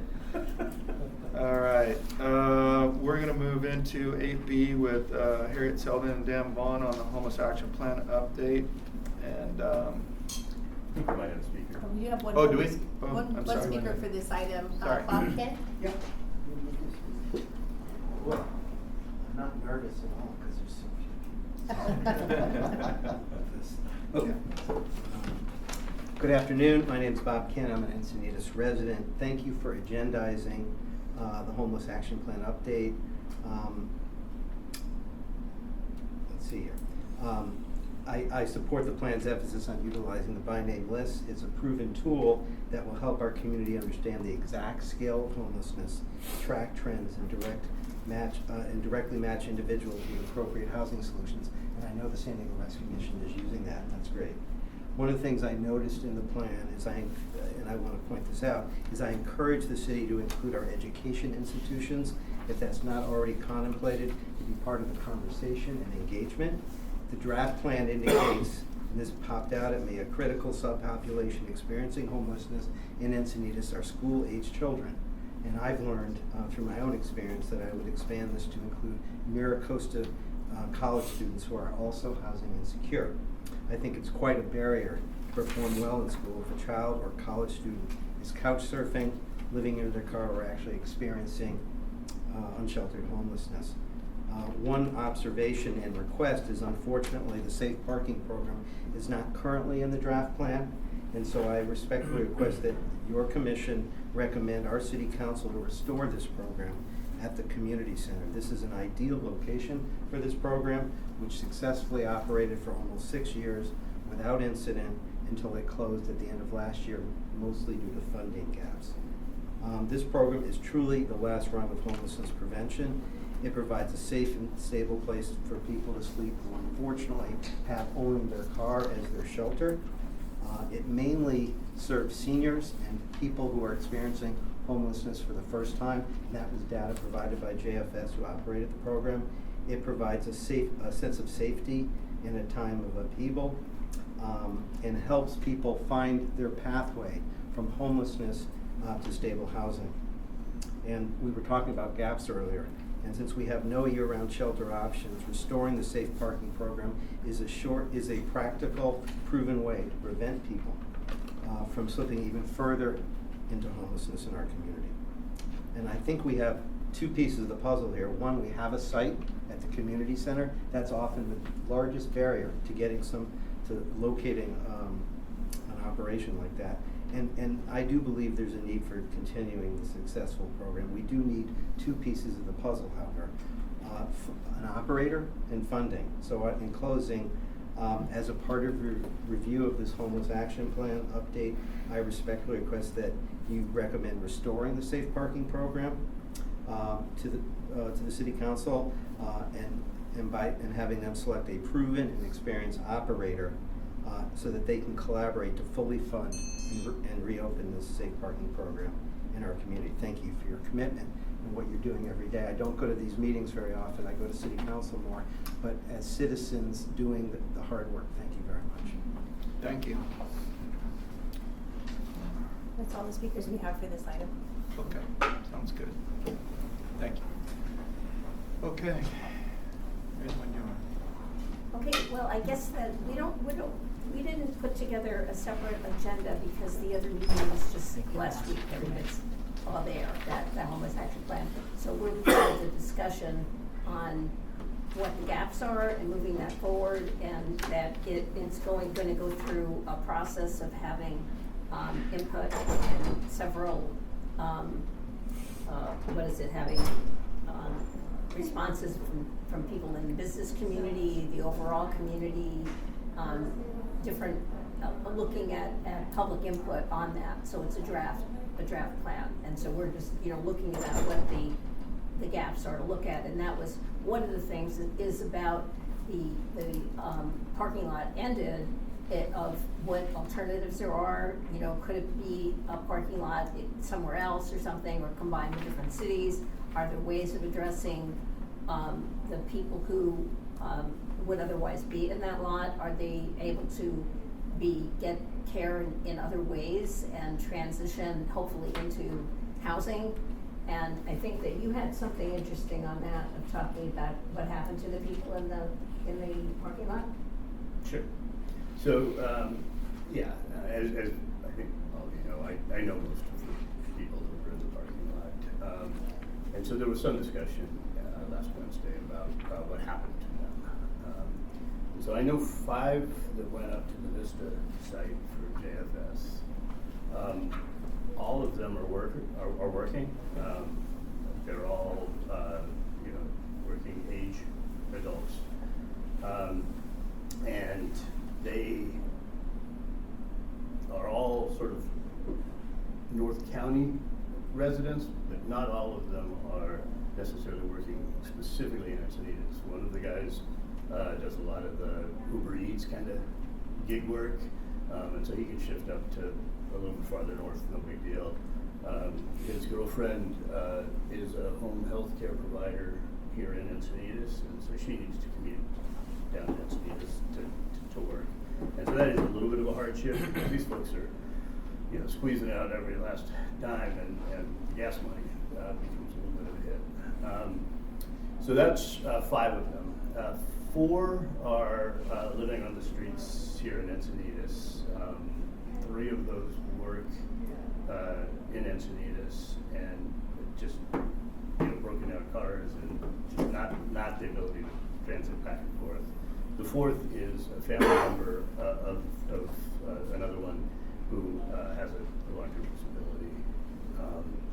And then some of the very elderly folks, a guy in his early 80s and another one that's pushing 80 who's got macular degeneration and is going blind and losing his ability to drive, were transferred into the BCNC.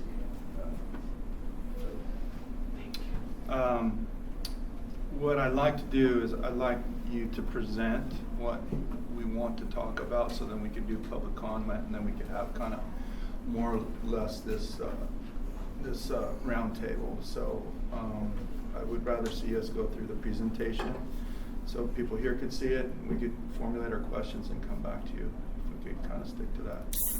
You want us to represent what the staff presented last Wednesday? You present whatever you want to present, whether we're presenting the problems, the gaps, any of the issues that we've seen. I know personally, I reviewed the meeting, I was there.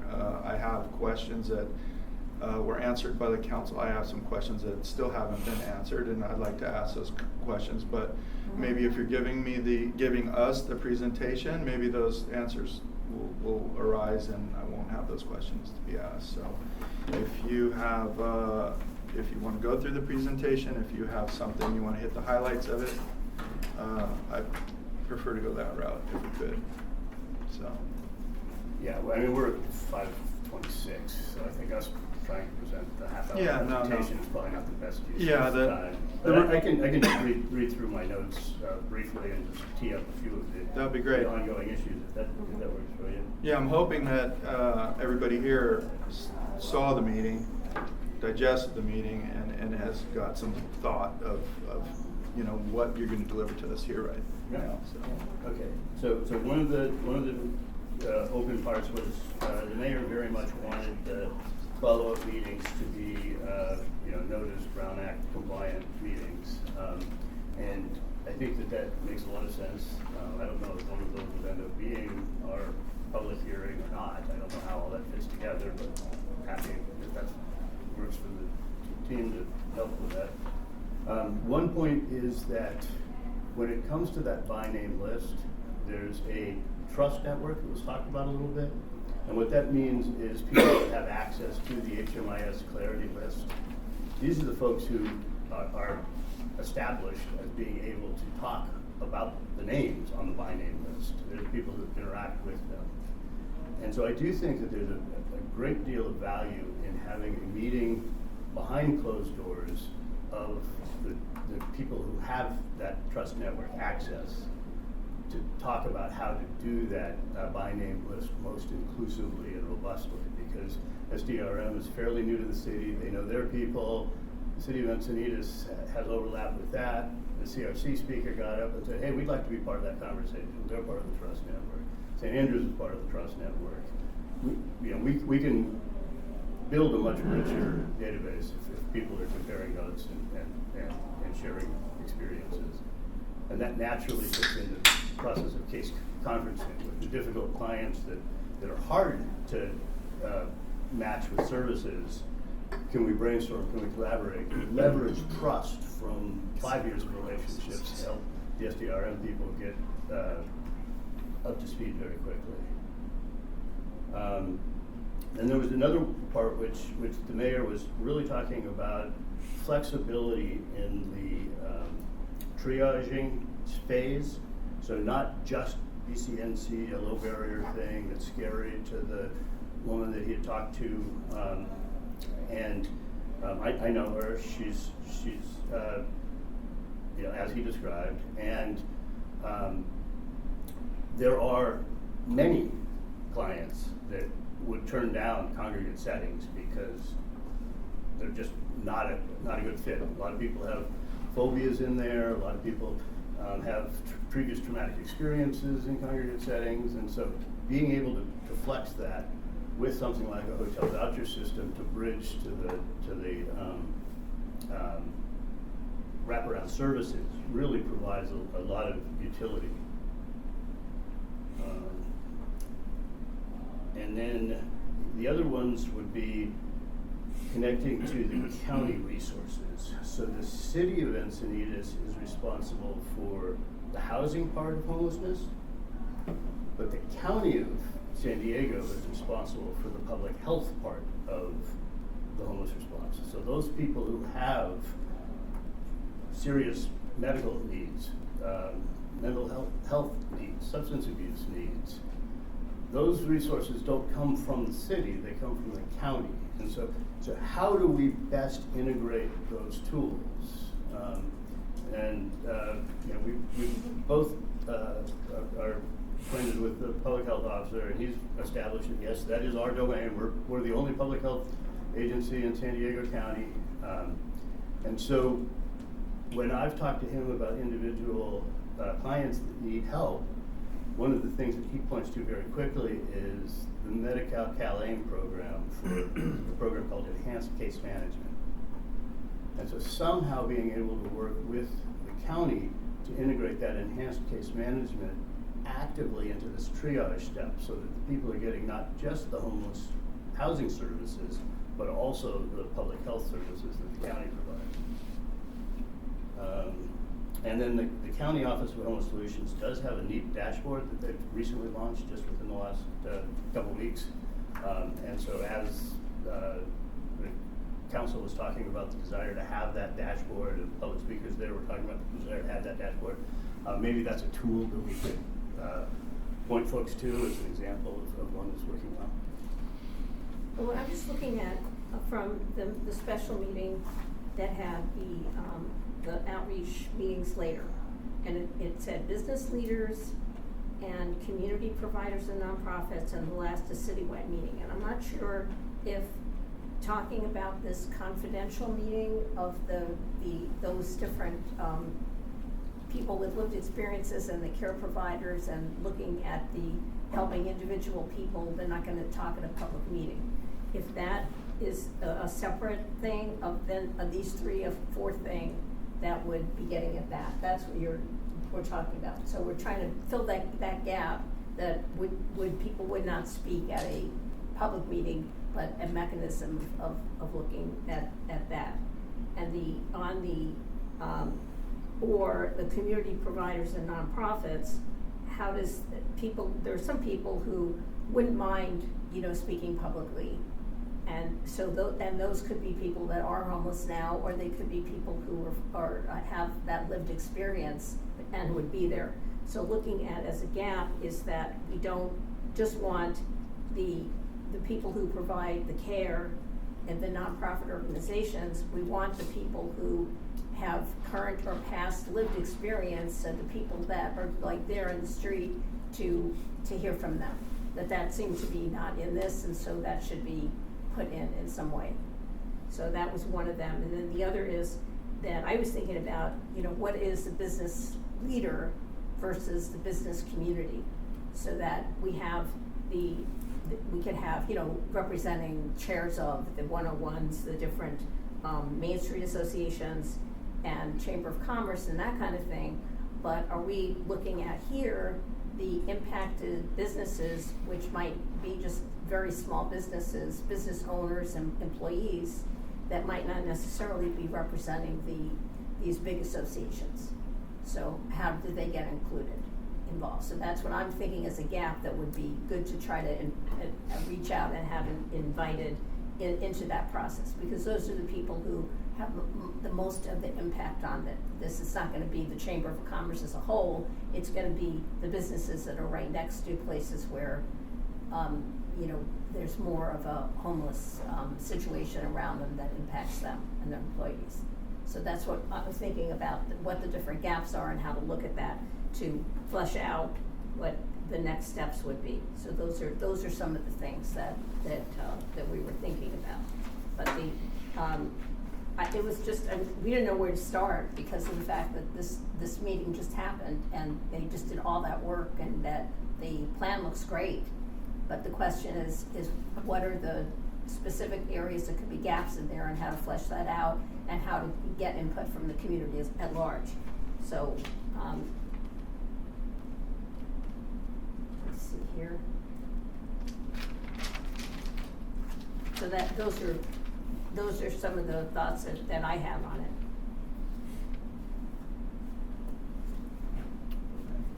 Go ahead. So it sounds like maybe there's that you've identified maybe 4 or 5 different gaps, right? Mm-hmm. Is that accurate? I mean, issues, topics that are worth talking about. I'm not sure exactly. Gaps is the exact word I use, but sure. So would it be beneficial, if we put together something that we could all maybe have? I don't want to do a special meeting, but those are kind of tough. But maybe in our next meeting, we could really drill down into these specific things that you're talking about, and then possibly decide as a commission what we want to forward as potential recommendations. Is that what this is all about? If I'm understanding. Yeah, I mean, if we're good with the presentation as far as what you're bringing to our attention, I definitely would like to hear if we have any public comment first. Well, we have one public comment Yeah. here. Who gave us comment? First, I've already. Yeah. Yeah. Would you like Right. to say anything First. else? I'll just reiterate that I do think a gap is a safe parking program Yeah. or something that can replace it in a Right. timely fashion. Okay. Thank you for. And maybe yeah. it's housing vouchers, but Yeah. these things take a long time to happen, and so I support your focus on where the gap is. Mhm. But in making recommendations, I would support making recommendations that can be implemented within a reasonable period of time and not making the perfect medium either. Okay. We only have one public comment here, but he's great. Yeah. Thank you. No, we appreciate that. This is what we're trying to draw, and then for us to come in. So, Commissioner Morton. So thank you for your presentation. I think we're talking about our impressions and review. That's what I'll talk about, right? I listened to the presentation for that one. Was very much aligned with what and happy about the HIMSS program, right? And seeing the by name list and previous work on the ad hoc committee on homelessness that was one of our key recommendations from improvements and we've seen over time just the city dealing with hurdles to that adoption and staffing, and now they got staff again, and they're getting some momentum and that's moving on that. I don't know, and I would like feedback. This is actually a question for the commissioners to help me. I don't know that has anybody received feedback about the recommendations that we made to improving the homeless action plan from last year's commission? I have heard from electeds that they've seen it and they're aware of it. They're familiar with the content. Okay. That's the level of formality that I've received feedback on. And so that's mine as well. And so that just sits with me, right? But I understand there's a new regime, and there's tendency to value the opinions of people that you may have put in place, and it's difficult to look past bias, but I also don't know what their impression of that is. I'm very encouraged by the fact there's going to be multiple meetings. That idea was not in my thinking in the last meeting when I was kind of adamant about, like, let's have this public review, right? And so I'm kind of, things have a way of working out for the best, and I forget that things move slow. So it seems like why this is a deliverable for us. We may have been better well served to not have a robust public hearing now and like actually participating, and it's going to be a long process for that. So that's was also stood out for me as well. And then I think, Dan, you just highlighted the key thing that I took away from the end, and I've already talked about it, which is just the collaboration. So the fact that funding for two different sources, the housing part coming from the city and the mental health services coming from the county, and that if it's going to be effective, finding a way for those things to work together rather than lock in step, right? It's got to be in parallel, in a concerted effort to solving one of those and just that. So, and just final comments. It just seems like it's a long, slow process that's going to be going on, and you're in good hands. Along with that, thinking about the silos, I had expected the sheriff's that report to do with homelessness to be along with this 8B in some way, because that was in our minutes from back in December. It's like, where is it? But it was there. It was in that report. That's exactly what I expected to see, although instead of it being a separate homeless directed in sheriff's report, it was a whole sheriff's report, which included the homeless part and a lot of other things. So it was great, but then it had everything in it that we were asking for, right?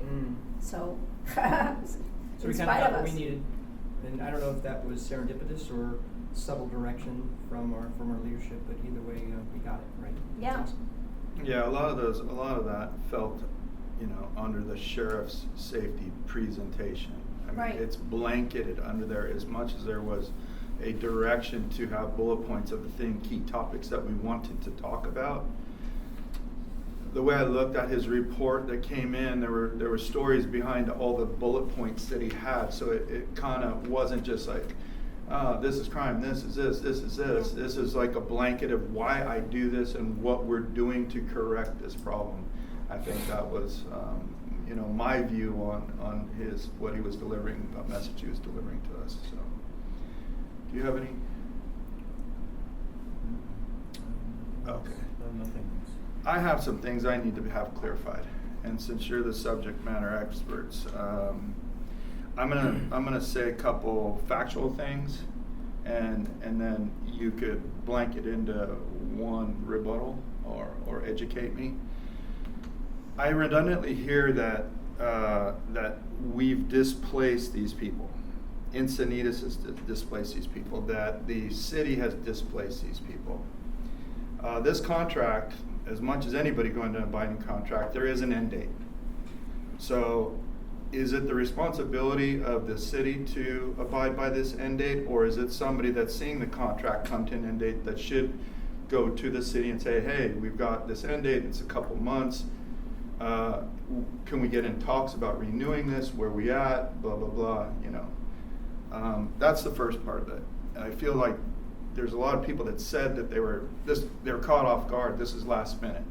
I don't buy that, personally. The second thing is that the city offered a contract, offered money on the table for this program. It was turned down by the parking lot, by the people that ran the parking lot. They said, no, we want 600. We're not taking 300. That program could have extended for whatever the contract was or the period of time. So I'm just really confused about why is this going back onto the city? The city's made the efforts to abide by the contract, reach out for the contract, has offered money to provide services, and then constantly I'm hearing that these people were displaced. They weren't displaced. They were giving options to go 11 miles up the road here, a couple miles down the road here, and a little bit further here with the same services. So were they displaced and inconvenienced? in Encinitas, and what percentage of those people, the percentage of the people that I know that are Encinitans, was minuscule. Most of them were transients. Most of them were calling this place home for long periods of time. When I think about this parking lot, I think about this parking lot as being somebody that loses their job today. They need to get back on their feet. They can't pay their mortgage. They get evicted. They need a place. They need help. They need services. I'm all about that. But I'm also all about people like working to get back on their feet, going and getting these resources to get back on their feet. I understand that there were some people that were there for well over a year that were calling this parking lot their home. I don't think that this program is in place for that type of long-term help. I think it's in place for people that have a hard time, need a place to stay, and need to get help. I just feel that this conversation has been very convoluted, and I feel that the way it's delivered to this commission is convoluted. These are the facts. I know these are the facts. I'm pretty darn close, pretty sure that I'm pretty accurate with these facts. So when it comes to that parking lot, I think we need to shift our gears that we did not displace these people. We offered this organization help to keep it intact. I don't know how it was managed. I can't get into the weeds of that. But these people all were placed the day that we had our meeting in December. The next day, these people already had notification of where they were being placed. And we were asked to write a letter of recommendation to keep this parking lot that day, and we said we can't do that. It was a non-agendaized item, the safe parking lot, in our last meeting. We shouldn't even have been talking about it. We've kind of gotten our hands slapped because of this unagendized meeting. We've read the emails that came in today. So this has really got me kind of wound tight, and I just need clarification. If you're the person that can give me, I can tell you what I know. Yeah. So what I know is that when we met with staff in October as a sub-team, they thought that they were going to come to terms with JFS. They didn't think that it was going to end in December at that time. That was what staff's thought was. When I talked to the people who live at the parking lot, or lived at the parking lot fairly regularly, they were being told by the JFS folks that there's a risk here, we don't know. They suspended the addition of new clients for about 4 weeks in late November and early December because they were worried that it wasn't going to happen. The people who are residents there, many of them were there for very long periods of time, and it's not because they had stumbled and just needed a little bit of help to turn the corner.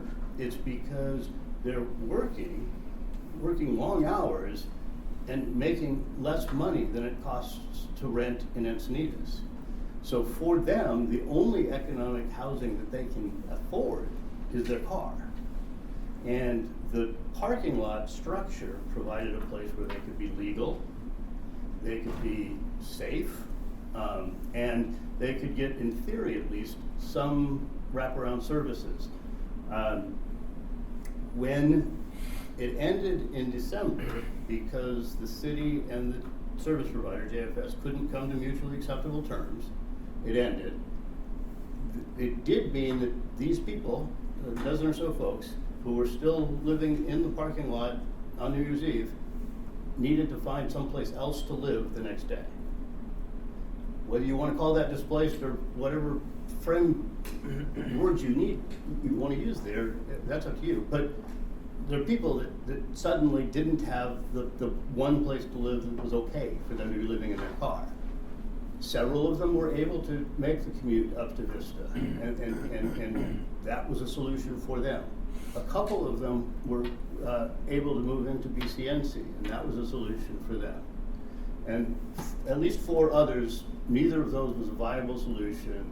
They needed to remain in Encinitas.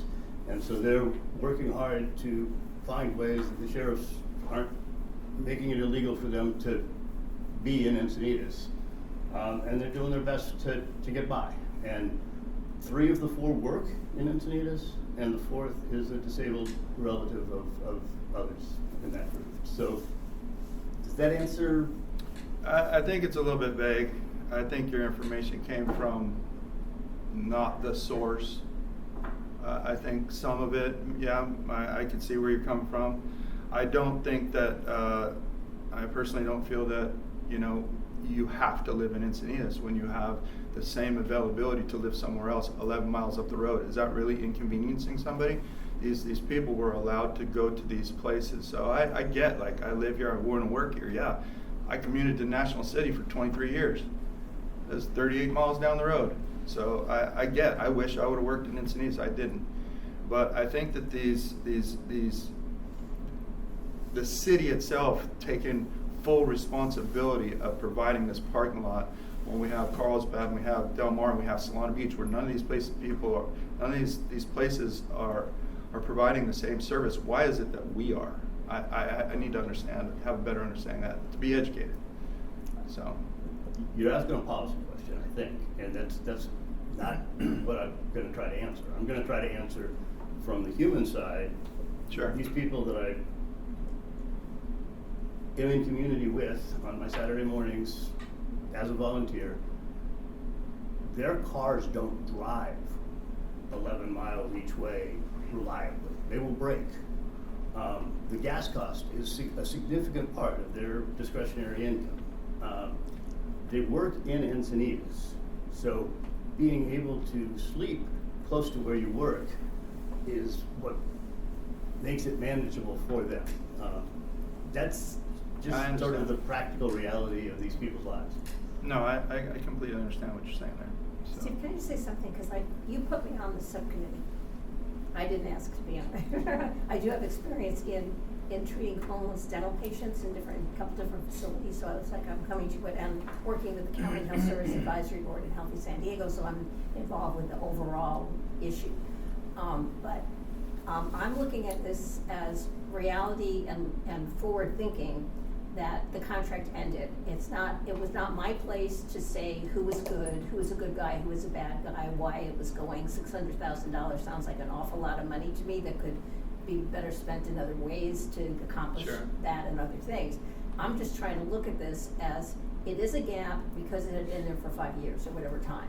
And so it was part of the whole spectrum of how we were dealing with homeless services. So now that contract is ended and it's not my desire to try to do like an autopsy on what happened because it's just done, it's gone, is what are the alternatives? And do we have a place in looking for that? So that it could be a regional solution. I'm just looking at the stuff that the council members said about, working with, Carlsbad, Solana Beach, Del Mar, whatever, in the area of coming up with something. Also, the issue came up about like who was in that parking lot, and most of the people not even being from Encinitas, and we're too small a city to take care of housing all the homeless from everywhere else.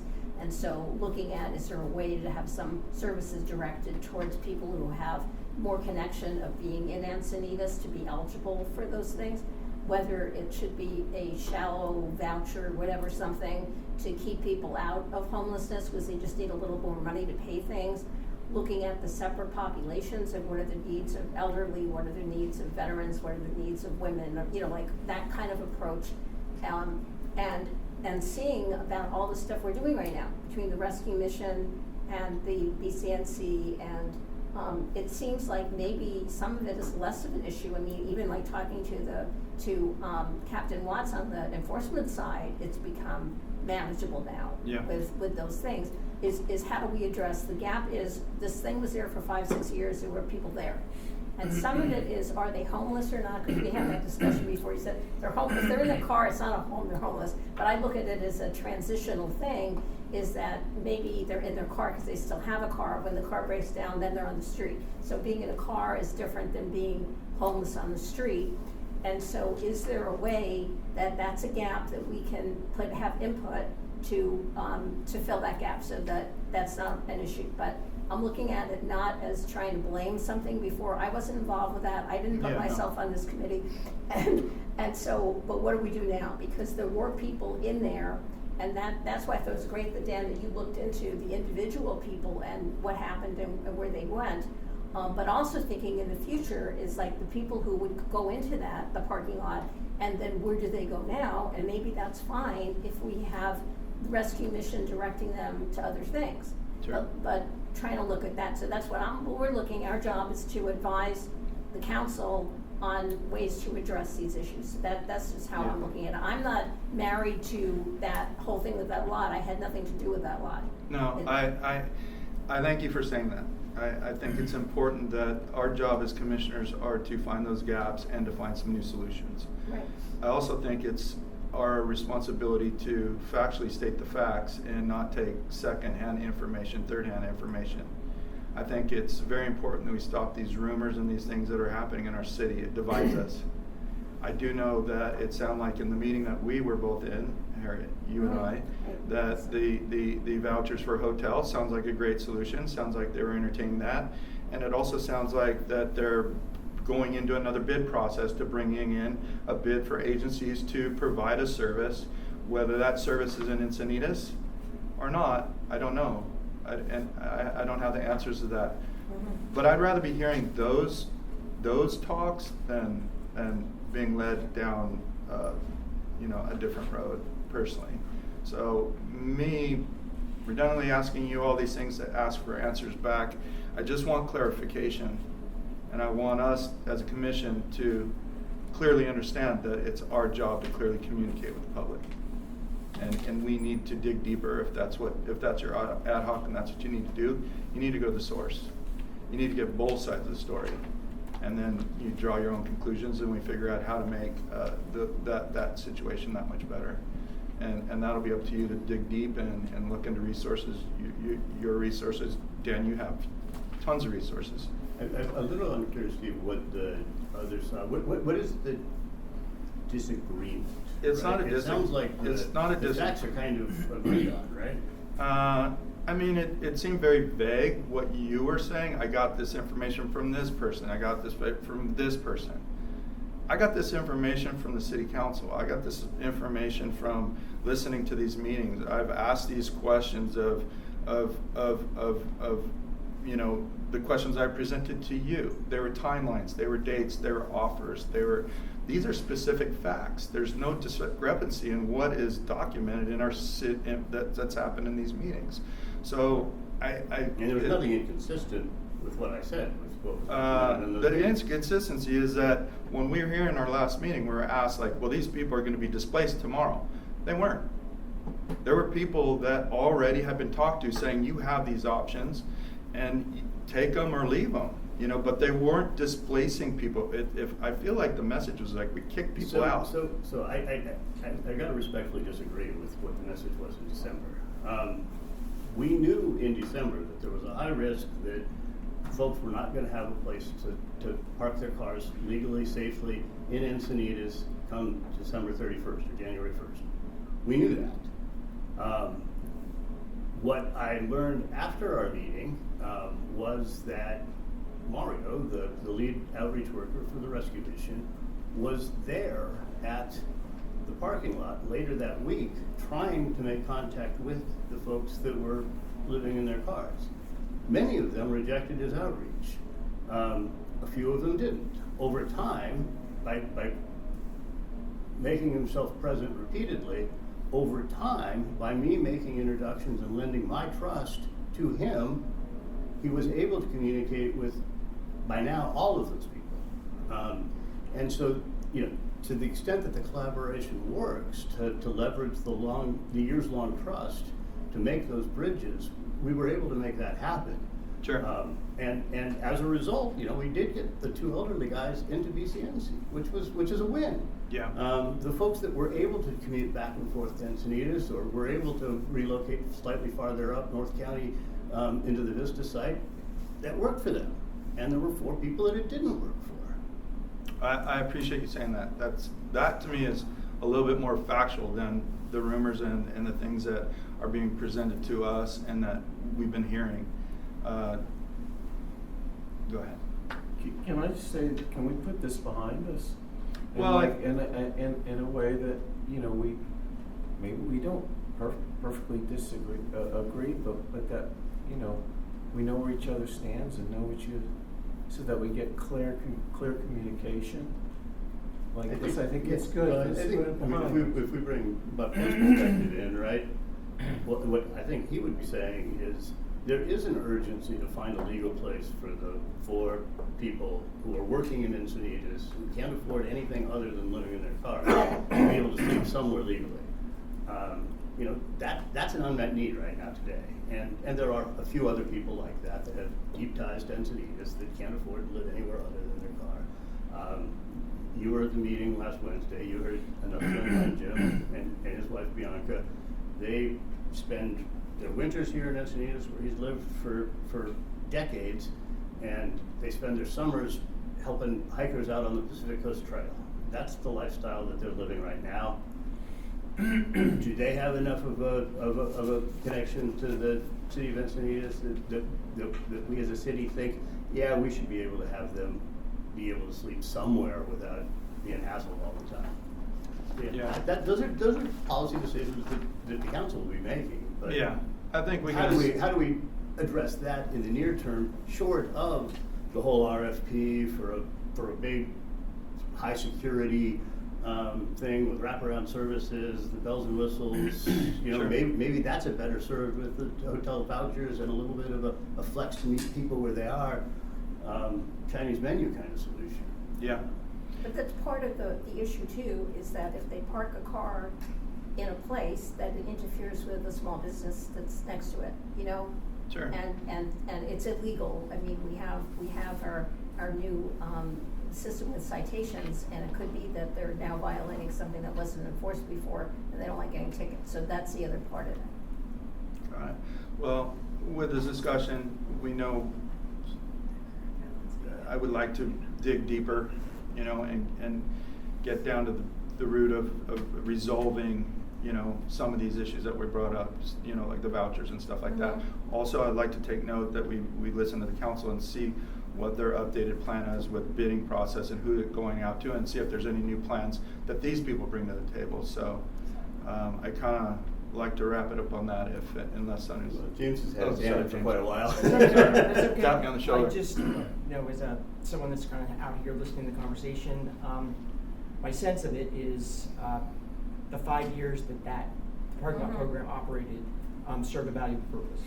And what I'm encouraged by is by name list, which we now know there's 89 people on that. And perhaps the scale of that, right, is not the function that we need going forward for each of those 89 people. And the encouraging news, because that is that by name list. It's the attention to detail, the trust, and it's working out over time, you know, the solutions one by one. And that's where we as a community can be excited, Sure. right? And so, like, looking for that third option, you know, and not getting, and what I saw and what I heard from you is people like relying on a broad brush and saying, this is what it was, right? And once you heard from Dan, like individual, the nuance of it, like, yeah, like none of us like that broad brush stroke that just says like kitchen and all that. So that being said, I have a hard stop. We got 2 hours, so I'll go ahead and make the motion to continue on past the 2 hours. However, it's going to happen without me. We need That's a continuation. first. Need a second. I have about, if it's 10 minutes, 5 minutes, that's the last item. I'd like to get through it if possible. Yep, we can wrap it up pretty quick here. Yeah, I can wrap it up pretty quick. All right, need an extension of time? We're good. Okay, thank you, James. Thank you, guys. Is this your last meeting? But all of your meetings are open. I can show up anytime, and now I get to get public comment on the work plan without any supervision with the Brown Act. So have a great time. Talk to you later. All right. Thank you, James. See you guys. So Steve, how can we effectively get you and the rest of the commission what we need? It's a little unclear to me what Like the I said, process should we be. gotta, there's a lot to discuss. I think, as we said, like, I like the idea of the vouchers. I think that's an alternative, that's a solution. If you're talking $300,000, then we could take these specific people and put them in these hotels. And you only got a certain amount of people. That is a lot. That's helping people out, and there's also cost savings to that. So that's just one example. So I'd like to see like this ad hoc, like look for some of those solutions. Also, get educated with what the council, where the direction of the council is going with this bid process, and we kind of, I went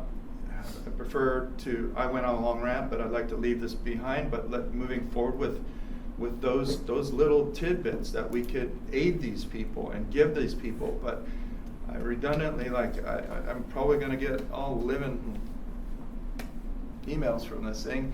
I don't feel that Encinitas is the only place that you can live. I understand the car thing, I understand the gas thing, I understand living here. I get it, I totally do.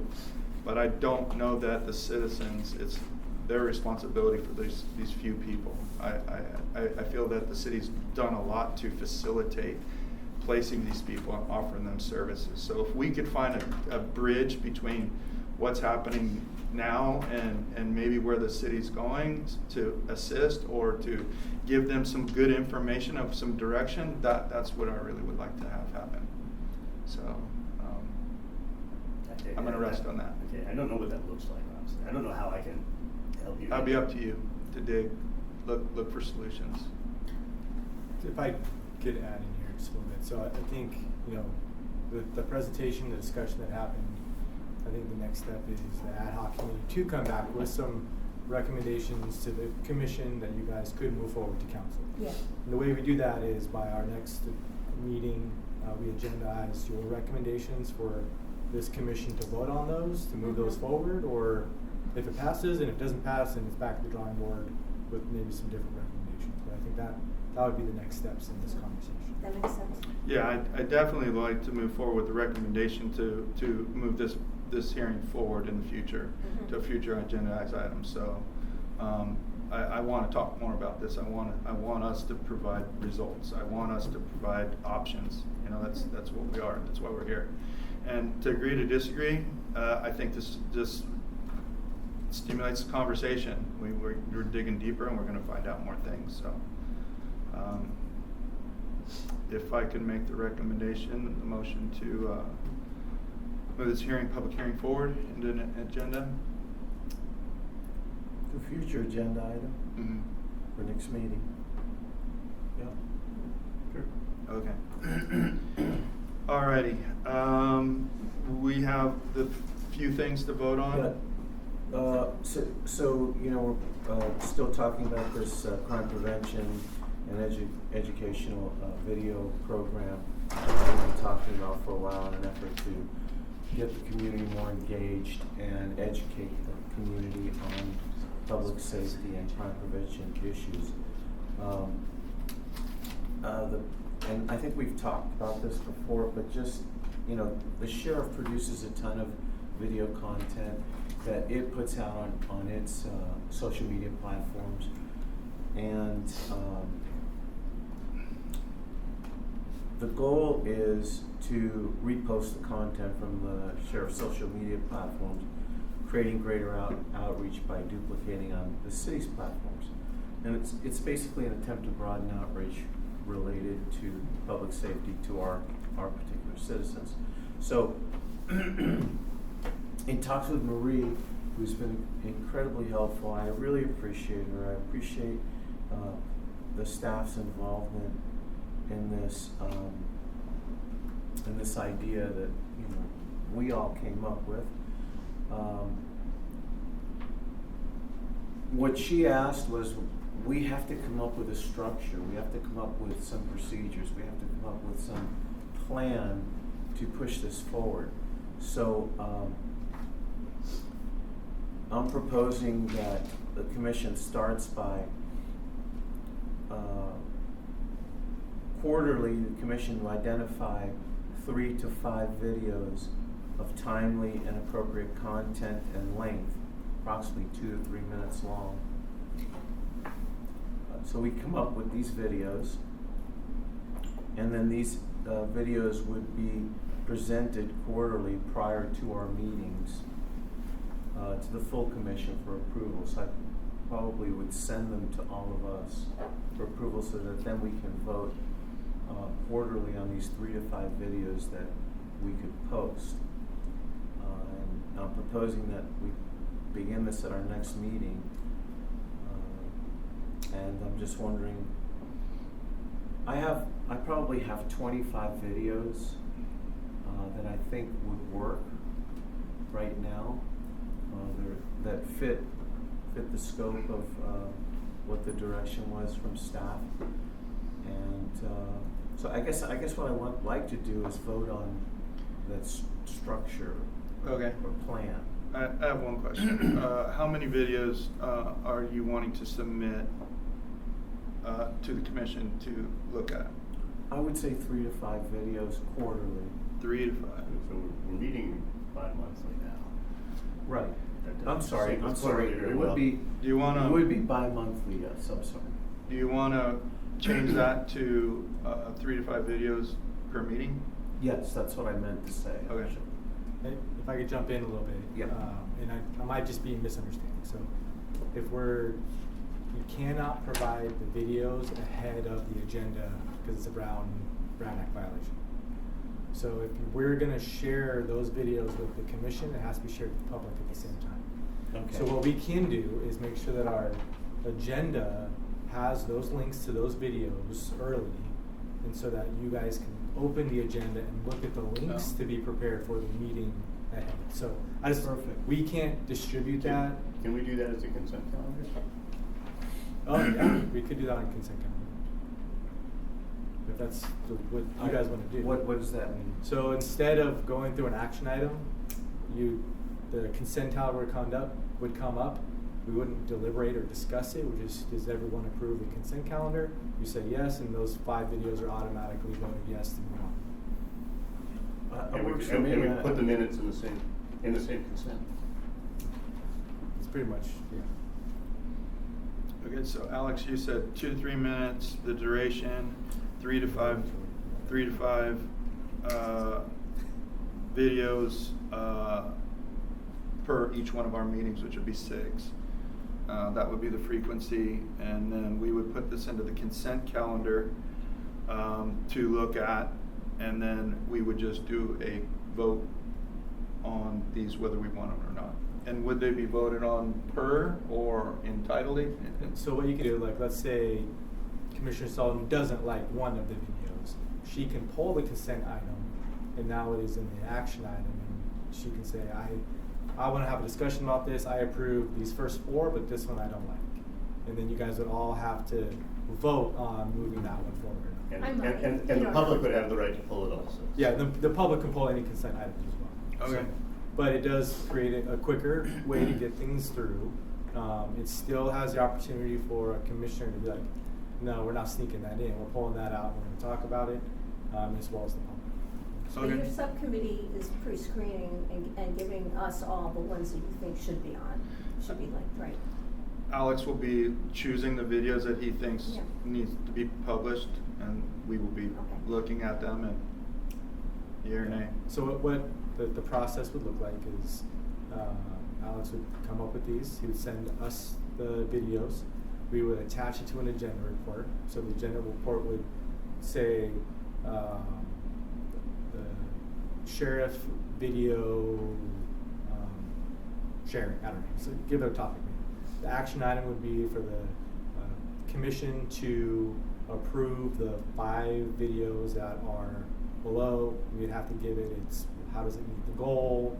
Is there a CEQA or financial issue? We would say, the staff here will upload these videos to the public safety, have a little paragraph of what it is, and attach the links, that would go out on the agenda. Then you guys have to open the agenda and look at each one of those links just to watch it and vet it through. Then we come to the meeting, and then the meeting is, whether it's on consent or action, that's where you get to approve or deny those videos. So that way the public gets it at the same time as the commission does. I really hope like I this. articulated that correctly. I really like this partly because the education will be taking place on its own, because what it means is that residents who look at these agendas, and they clearly do, may end up seeing them and benefiting from that education, right? Sure. Yep. I make a motion to vote all these in. Do I need to go over each one of them? I think probably the proper motion would be to adopt the process that we've discussed tonight with, how the videos will be presented and then voted on, and Okay. So just the procedure that was discussed tonight. at each meeting, 3 to 5 videos, 2 to 3 minutes in duration. And then, was there anything else with that? Per each meeting. Yeah. Put together by the subcommittee. By the subcommittee. By the subcommittee. Ad hoc. Yep. So moved. Great. Okay. Anybody? Perfect. The only other thing. You guys gotta vote real quick. Anybody opposed? Yeah, you wanna Let's vote? do it that way. No. With me. Okay, motion passes. Okay, sorry, Hans. The only other thing is I still have to get with Marie to understand exactly what videos and formats are that she can, or whoever your staff can use. Where the videos come from So that you have? I mean, there's several places where these videos occur, and like the ones this list that I generated, there's like 25 of them. Mhm. They all came off the sheriff's website. Okay. Which we And- can create links to those and Mhm. use those. And then, but the other thing, and I wish that I knew they couldn't stay. I wanted them to stay because I wanted to ask them. I think the sheriff is moving away from the videos they're putting on their website to communicating to the public more on Instagram and X. And so I have lots of videos that are like 2 or 3 years old, but they're still very appropriate, for the day. Like, for instance, Narcan, the issuance of Narcan, how citizens can get Narcan at the stations if they have somebody they care for.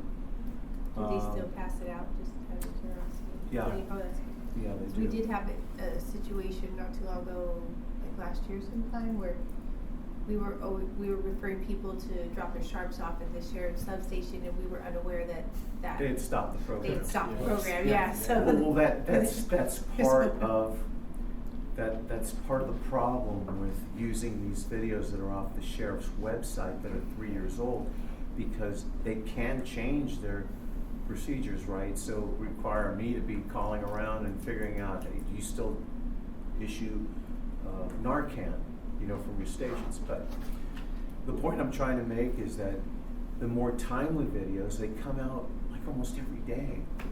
They come out on Instagram, and they're such well-produced videos, and I still haven't been able to figure out a way how to get the raw video, or that somehow we can do something to use that video for current content in our program. So if I could, there is, I'll say a bandwidth issue for us too. Even like, let's say we could repost all their Instagram and X. I don't have any staff watching their Instagram and X posts. But see, that's what I would do. I would be willing to do that. I'm willing to take that on, and then present those videos to the commission for approval and posting. I mean, I'm more than willing to do What that. if you change it? 'Cause there's no way we're going to be able to keep up with a daily pace, right? When we meet every 2 months. But can you have it so that you're communicating those channels as good things for people to hook into, like the fire does for the evacuation warning systems and whatnot. Alex, I think that's a great idea that maybe we can touch base too with this, maybe have even not to say don't do these videos, because I think these are important, but also how do we get their stuff out to people? Like when I say here's Genesis Protect and like all these other platforms that we want you to do, even our own Instagram, that we're putting the sheriff's Instagram on there when we're doing our workshops or a council meeting or whatever it is, and we're also advertising their Instagram. And how do you actually get that how do you actually get that out and put on the website? Who does that? Well, so we don't put it on our website. Our Instagram, I they do manage our web. Yeah. So we don't have it's up to each department to manage their own web pages. So I manage the department's web pages, and then it's myself and another gentleman that manages the department's social media. So it is, a small part of our work. And we have a plan. You have to have 1 to 2 posts every week Yeah. that we do. So we have like a schedule we're supposed to maintain. Right. But we can share all their information. And we have shared some sheriff's posts before that are relevant. But can you actually share Instagram posts? Yeah. Maybe Alex, you've got the pathway. If you see Well, I something know, that's but- good, let Melissa Yeah. know about it. Hang on. No, I would But that's love to something do if the that, but commissioner I mean, wants to that's do gonna that. be up to the chief to decide whether his staff can manage that, and that's why, I think 3 to 5 videos every couple of months might not be overwhelming. Okay. I would like So- to take this conversation, like, we could set up a time with them, you and I and the powers that be, and move forward at a different time, with the Perfect. concession of time. Right, let's vote on the actual process. Yeah, I wanna. I think we did I that. think Yeah. that's You did. something- We did that. Okay, so then we'll be, okay. Yeah, and we'll set that up. Okay, That's thank the you. next step for us. Commissioner Roundtable reports. Anybody have any? Yeah, I've been busy. So the San Diego Rescue Mission had a huddle up here in Encinitas. The city manager was the highlighted keynote speaker for it. The mayor was in attendance. I was there. Both Jim and Bianca, who spoke at the meeting, lived experience were there. And so it was a positive experience. I think that, it's part of that whole getting them up and running and a little bit more familiar with Encinitas. The two outreach workers, Mario and Benjamin, have been on the streets for a couple weeks, but most of the rest of the staff isn't local up here, so I think there's still a bit of a getting to know you kind of thing. Voices of Our City is a homeless choir that does performances. They've started doing some outreach up here in Encinitas as well. They did a concert last month.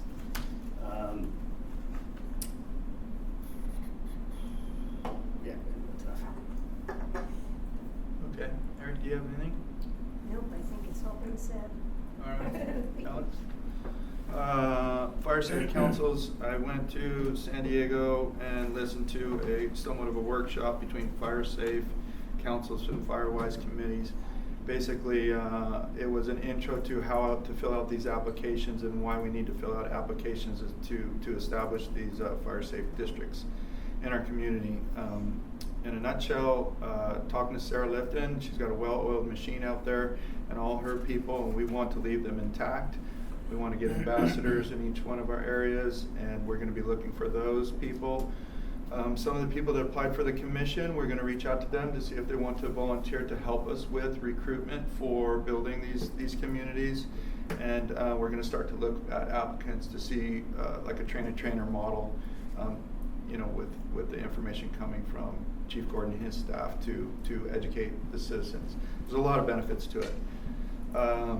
I've been trying to attach myself to different entities in the city. I've gone to the Quiet Zone meetings. I've talked to Pete Albanese. We've had good discussions there. I've gone to traffic and mobility people. I'm trying to stop the redundancy and the overlap and try to figure out how we could work better together. I'm going to continue to go to these other commissions just to let them know that we want to be a resource, and if we can help, we should be working with each other. I sat in with the sheriffs for the 101 Cardiff meeting. It was a presentation of public and the sheriffs talking. It was great. And I'm sorry I let you guys know last minute, but I found out last minute I attended, and it was great. It was very informative. With what's happening tomorrow morning, I encourage that you participate in some of those things. I think it just is community. It gets us in the mix and stuff. So that's all I have. So I have one thing. Yes, sir. Just a reminder, commissioner training on February 26th, 6 o'clock here. It is mandatory for the city attorney and the city manager, and we have to be there as well as part of the liaisons and the secretary. So you'll be getting an email from Melissa with all the information. In February 26th. Is that next Thursday? Thursday, On what time? 6 o'clock. 6 p.m. all right. I'm not too sure that our new person can make it. She's living in a different state right now. She's on vacation for a month. I'll let her know. Cool. It will be. I was out of town that day. It will be recorded, but I've been told by the city attorney to make sure that you guys know that it is mandatory. Okay. With all that being said, I'm going to adjourn the meeting at 6:23. Thank you. I told you it was mandatory. You gotta see what you want to do. 26 and 6 o'clock. For how long? How long is that meeting? I have no idea how long it's going to Okay. 10 hours. Every commissioner is going to be there.